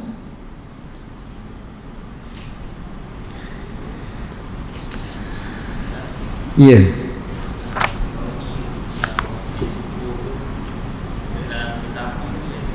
Macam mana? Subuh awal, okey.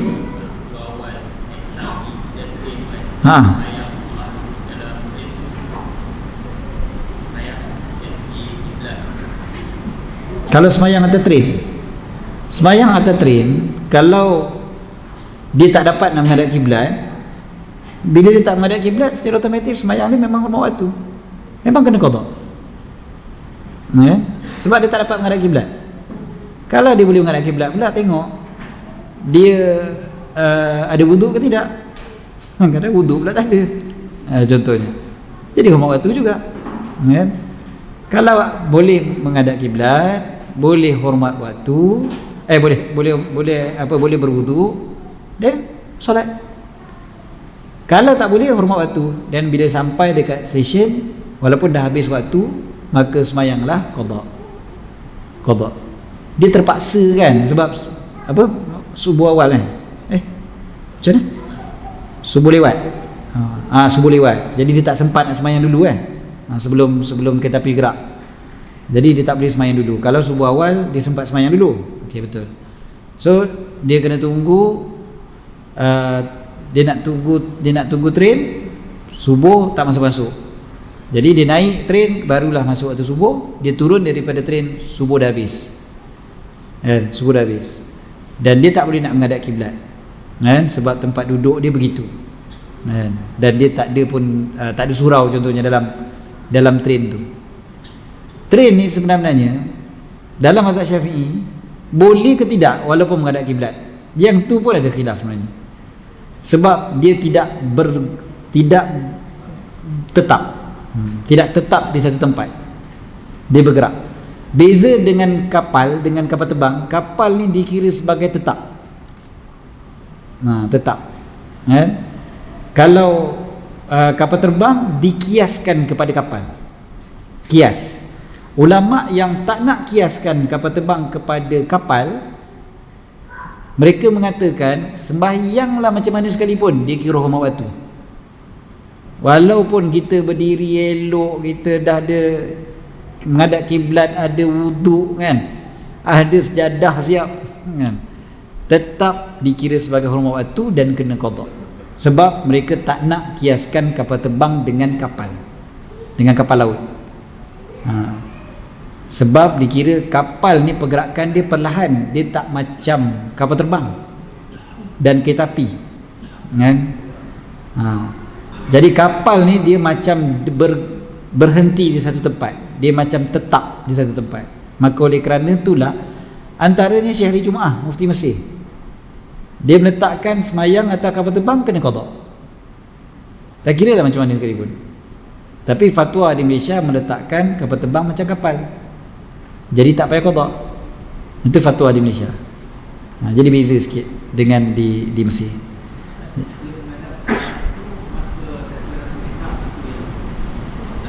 Ya, waktu takbiratul ihram. Tapi waktu takbiratul ihram kita dah sebut hari tu, maksud takbiratul ihram adalah, maksudnya kalau kapal tu bergerak, dia tak payah bergerak dengan kapal tu.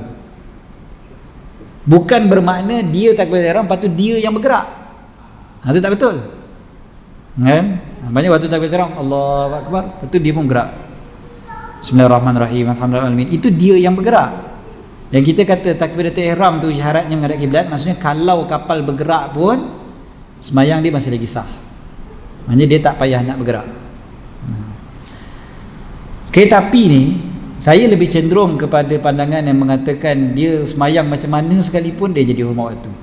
Sebab dia punya pergerakan tu, maknanya dia tak tetap di atas muka bumi. Semayang dia tu dia tak tetap, jadi dikira sebagai hurmat waktu. Hurmat waktu kita bukan kata berdosa, tak. Sebab dia terpaksa, kan? Dia nak kerja.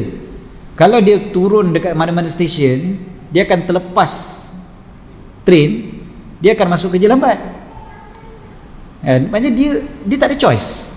Dia punya kerja tu memang begitu, dan memang waktu train pun begitu, tak ada waktu yang lain.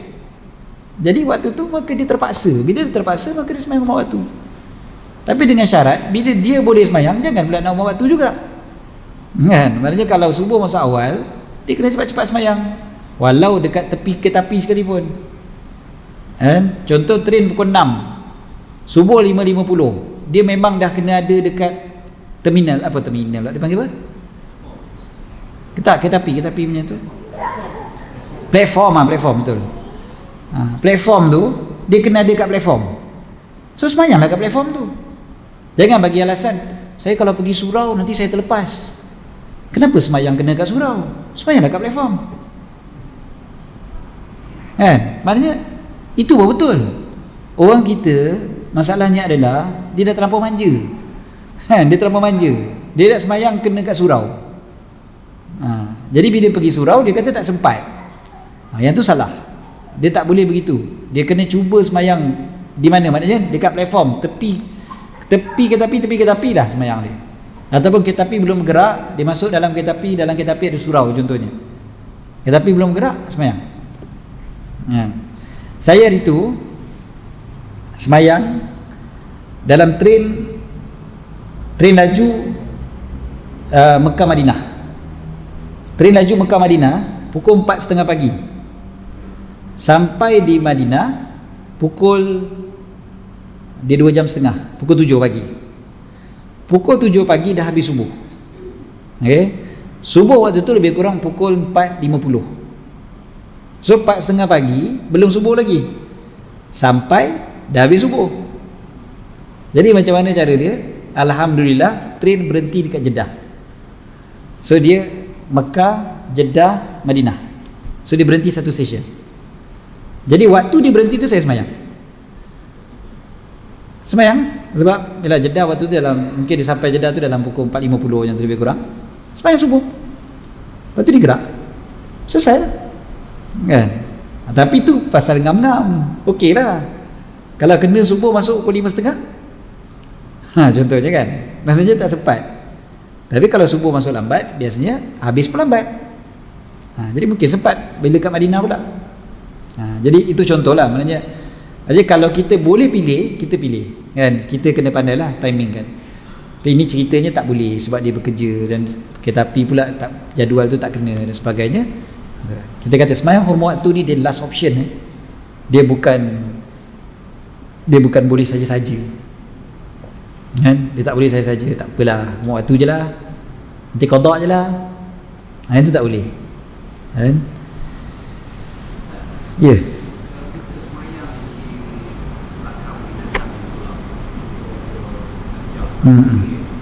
Sembahyang sunat boleh, sembahyang sunat saja. Atas kenderaan yang bergerak ni, Nabi SAW tak pernah sembahyang fardu. Nabi SAW sembahyang sunat atas kenderaan yang bergerak kan? Jadi sembahyang sunat boleh, sembahyang fardu tak boleh. Sembahyang fardu atas kenderaan yang bergerak, dia kalau dalam keadaan apa, sama ada hormat waktu ataupun dalam keadaan takut, contohnya hanya tak boleh turun daripada binatang tu. Kalau turun kita kena bunuh contohnya kan. Kalau kita pun naik kuda tu berlari, naik kuda tu laju kan, tu boleh lah, sebab dia dah dikira sebagai sembahyang dalam keadaan takut, khauf. Sembahyang khauf tak ada masalah lah, macam mana keadaan pun sembahyang khauf ni boleh kan? Dalam keadaan macam mana sekalipun tongkat terbalik kan, tak menghadap kiblat, tak apa, semua boleh. Tapi kalau sembahyang yang sempurna, yang biasa-biasa ni, tak boleh atas kenderaan kan? Sembahyang fardu dia tak boleh atas kenderaan, sembahyang sunat boleh atas kenderaan. Itu pun sembahyang sunat atas kenderaan ni bukan kalau rumah kita sebelah masjid, tak boleh lah kan? Kalau musafir yang pendek boleh, musafir pendek boleh. Musafir pendek ni bahkan ulama sebut kalau kita keluar daripada kampung kita pergi kampung sebelah pun dah kira boleh dah, sebab itu pun dah dikira sebagai musafir pendek. Hanya pergi kerja contohnya kan, pergi pejabat jauh contohnya, pergi pejabat 30 kilo 40 kilo, orang KL biasanya tu kan. So 30 kilo 40 kilo pergi pejabat, dah dikira sebagai musafir pendek, boleh lah untuk dia sembahyang sunat atas kenderaan dia. Dia sembahyang duha ke apa ke, on the way pergi office contohnya, itu boleh. Tapi kalau office dekat dalam taman dia je, janganlah pula sembahyang atas kenderaan, itu ngada-ngada namanya tak ada jam, tak ada apa pun nak sembahyang sunat atas kenderaan tu pasal ya.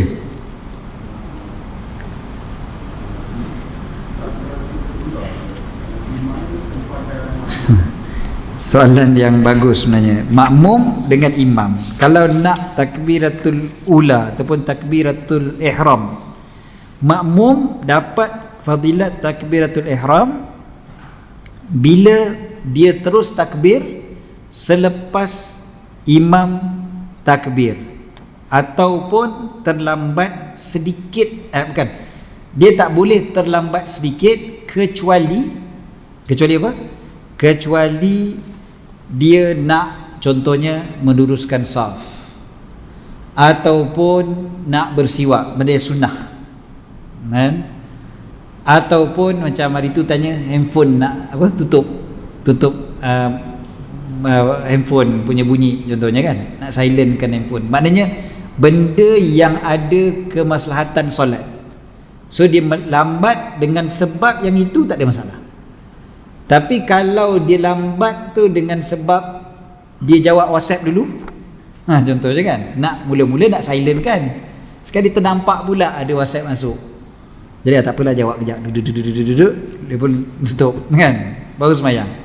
Maknanya dia dah terlepas dapat takbiratul ihram dengan imam tu, fadilat takbiratul ihram dengan imam tu kan? Sebab kita tahu kan hadis fadilat takbiratul ihram dengan imam tu, bila solat 40 hari dengan imam, dapat takbiratul ihram dengan imam, maka ditulis baginya 2 kebebasan, kebebasan daripada api neraka dan kebebasan daripada sifat munafik.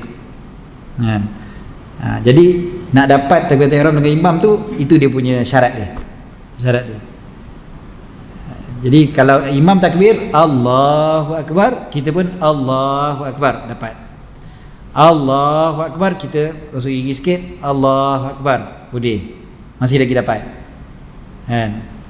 Tapi kalau lambat kan, yang tak ada kaitan dengan solat, yang itu yang tidak dapat takbiratul ihram dengan imam.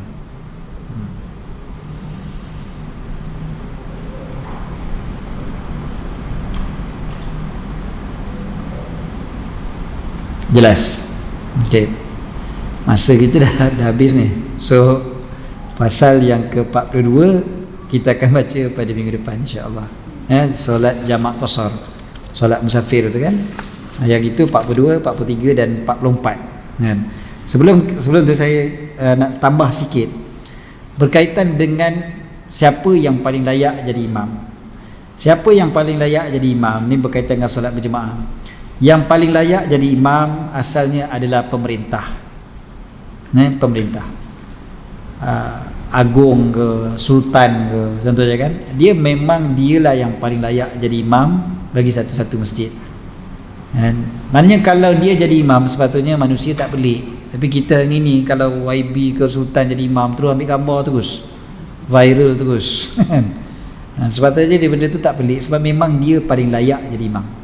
Kan? Dia paling layak jadi imam. Kemudiannya kalau dekat rumah, tuan rumah lah. Kan? Kalau kat rumah, tuan rumah.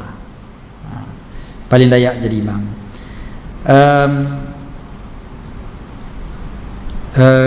Kalau tak ada benda tu, maka yang paling layak jadi imam adalah orang yang dilantik oleh pemerintah untuk menjadi imam. Contohnya imam yang dilantik ni kan, imam kat masjid kan ada imam yang dilantik kan. So imam 1, imam 2, imam 3 memang dah dilantik. So imam itu yang paling afdal jadi imam, walaupun katalah yang mengajar di masjid itu sangat-sangat faqih, sangat alim, bahkan lebih alim daripada imam tu, tetap imam itu lebih afdal jadi imam sebab dia dah dilantik menjadi imam. Okey, dan maknanya dia dilantik oleh pemerintah lah, pemerintah dah melantik dia jadi imam.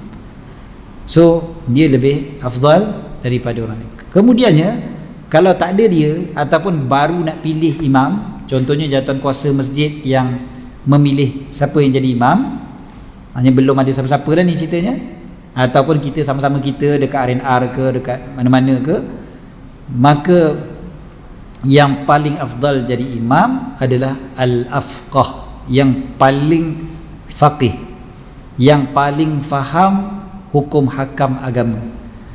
Bukan yang paling bagus bacaan ke, yang paling hafal banyak ke, yang paling sedap suara ke, tak. Yang paling faham hukum hakam agama. Sebab itu paling penting dalam sah batal solat kan? Jadi dia paling layak untuk jadi imam. Kalau kita nak pilih jadi imam, kena tanya soalan hukum hakam fiqh solat. Kalau kita jawatan kuasa, jangan kita dengar bacaan dia je, oh sedap ni bacaan kau, okeylah kau jadi imam lah. Bukan begitu. Soalan hukum hakam solat tu kena detail. Kalau AJK masjid tak tahu hukum hakam solat, panggil ustaz untuk interview. Jangan AJK masjid yang interview. Salahnya AJK masjid pun tak tahu kan. Kalau dia tanya, orang tu pun jawab confident je, betul lah kot kan. Jangan begitu kan. Maknanya panggil orang yang boleh interview tu, orang yang tahu hukum hakam.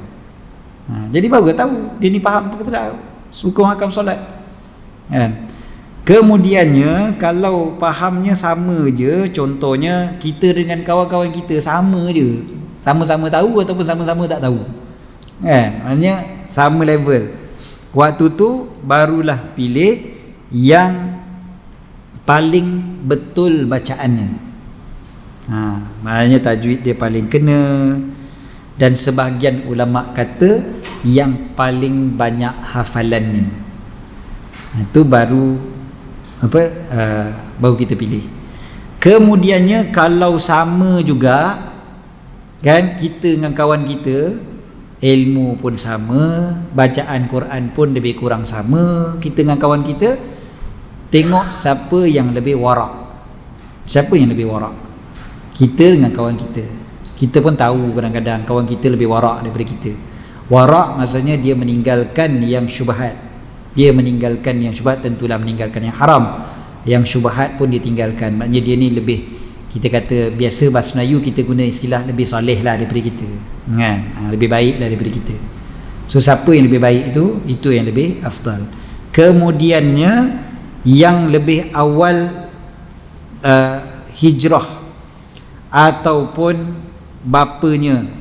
Maksudnya kalau dulu ni cerita zaman dulu biasanya boleh tahu hijrah daripada Mekah ke Madinah.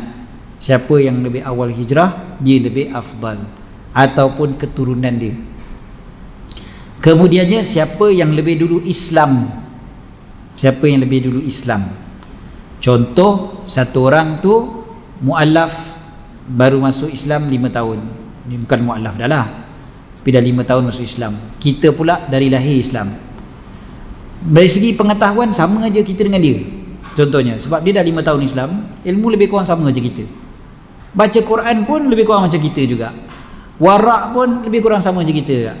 Tapi kita ni lahir Islam, maka kita lebih afdal jadi imam daripada dia, sebab lebih dahulu Islam. Ataupun termasuk jugalah sebenar-benarnya antara muda dengan tua, sebab orang tua lebih dulu Islam daripada yang muda, kan? Maknanya dia lahir Islam dan dia balik lebih dulu daripada yang muda. Jadi yang tua lebih diutamakan.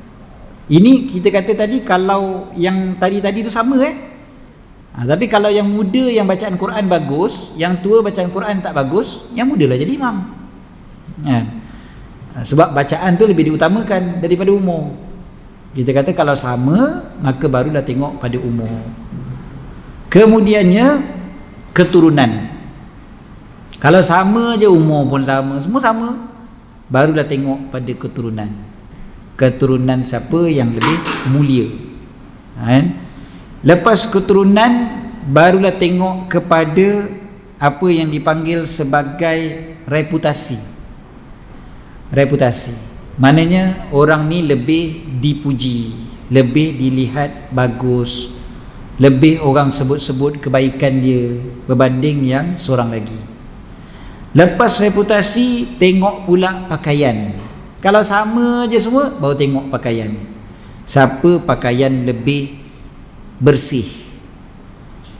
Contoh, seorang ni kotor sikit pakaian dia sebab dia kerja kat luar, kan? Yang seorang lagi pakaian dia bersih. Dari segi baca Quran sama, daripada dia semua sama, maka tengok pakaian mana lebih bersih. Lepas tu tengok badan yang lebih bersih. Kemudiannya barulah tengok kepada pekerjaan yang lebih baik. Lepas pekerjaan yang lebih baik, barulah tengok suara siapa yang lagi sedap. Ambil punya jauh, tengok suara siapa lagi sedap.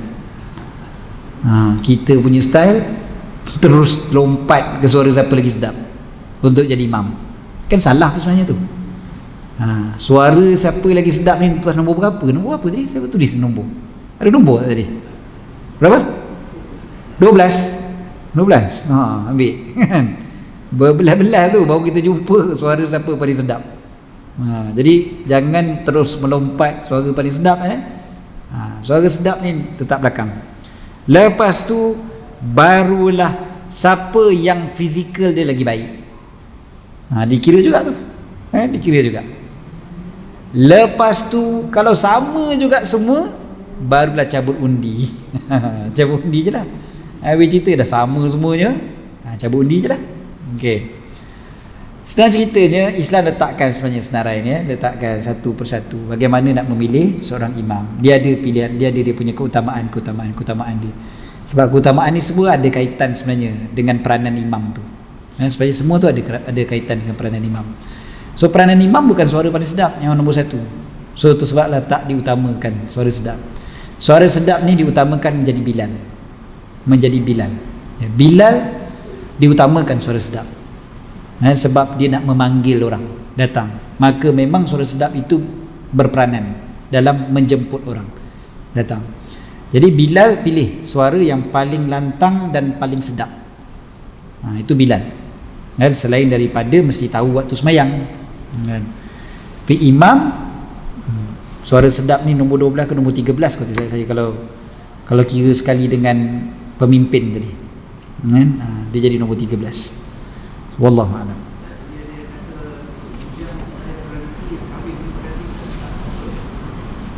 Kahwin dengan bujang ni dia tak letakkan secara direct kahwin dengan bujang. Tapi kenapa orang kahwin lebih patut daripada orang bujang, sebab orang yang kahwin itu lebih terjaga agamanya, bermakna lebih warak. Dan selain daripada tu, reputasi, sebab yang berkahwin dia lebih terjaga berbanding dengan yang bujang.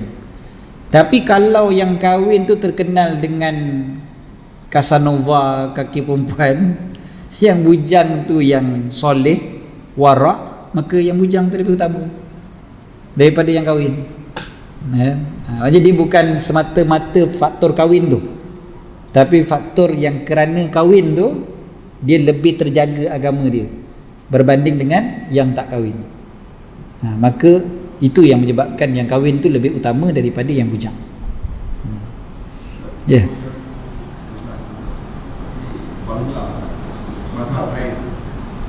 Yang itu betul. Kalau ada mazhab lain, tentu yang lebih afdal adalah yang sama mazhab. Ini bukan dalam bab keutamaan imam sebenarnya, dia lebih kepada kita nak menjadi makmum kepada siapa. Memang lebih afdal kita menjadi makmum kepada orang yang imam yang sama mazhab dengan kita. Sebab lebih tenang kita punya cara semayang sama, tenang perkara yang membatalkan solat semua kan sama. Jadi lebih afdal imam tu sama mazhab dengan kita. Jadi kalau orang yang mazhabnya lain daripada kita, maka tentulah lebih baik yang kita pilih yang sama mazhab dengan mazhab tempatan. Kecuali kalau memang dia ni memang pandai dalam mazhab yang lain kan, jadi dia boleh jadi imam dengan mazhab kita. So yang tu settle lah masalah. Dia pandai meraihkan masyarakat setempat bagaimana caranya, tu tak apalah.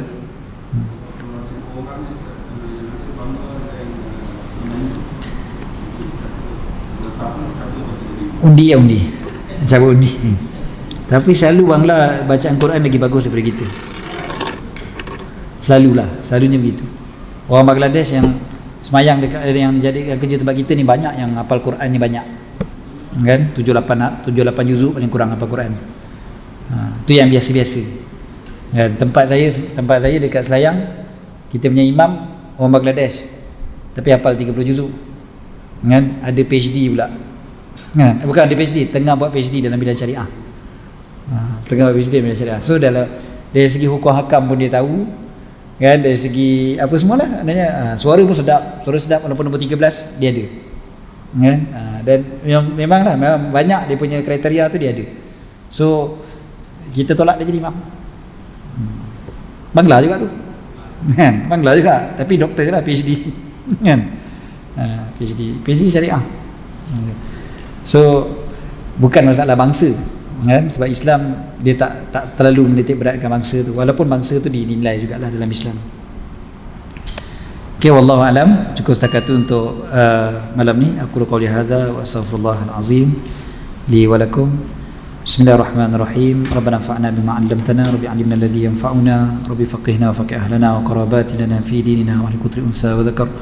رب وفقنا وفقه لما ترتضي قولا فعلا كرما وارزقنا كل حلالا دائما واخلا اتقياء علماء نصاب الخير ونكفى كل شر ربنا واصلح لنا كل شؤون واكر برضا منك العيون واقض عنا ربنا كل ديون قبل ان تاتينا رسل منون واغفر واستر انت اكرم من ستر صلى الله على سيدنا محمد وعلى اله وصحبه وسلم الحمد لله رب العالمين. Solat jamak ni dia lebih afdal ketika mana? Ketika yang paling confirm sekali musim haji. Musim haji ya, jamak lebih afdal, iaitu ketika mana di Arafah dan Muzdalifah. Yang itu sebab ikut Nabi sallallahu alaihi wasallam. Kan? Nabi solat jamak. Jadi memang paling afdalnya jamak. Itu memang jelas.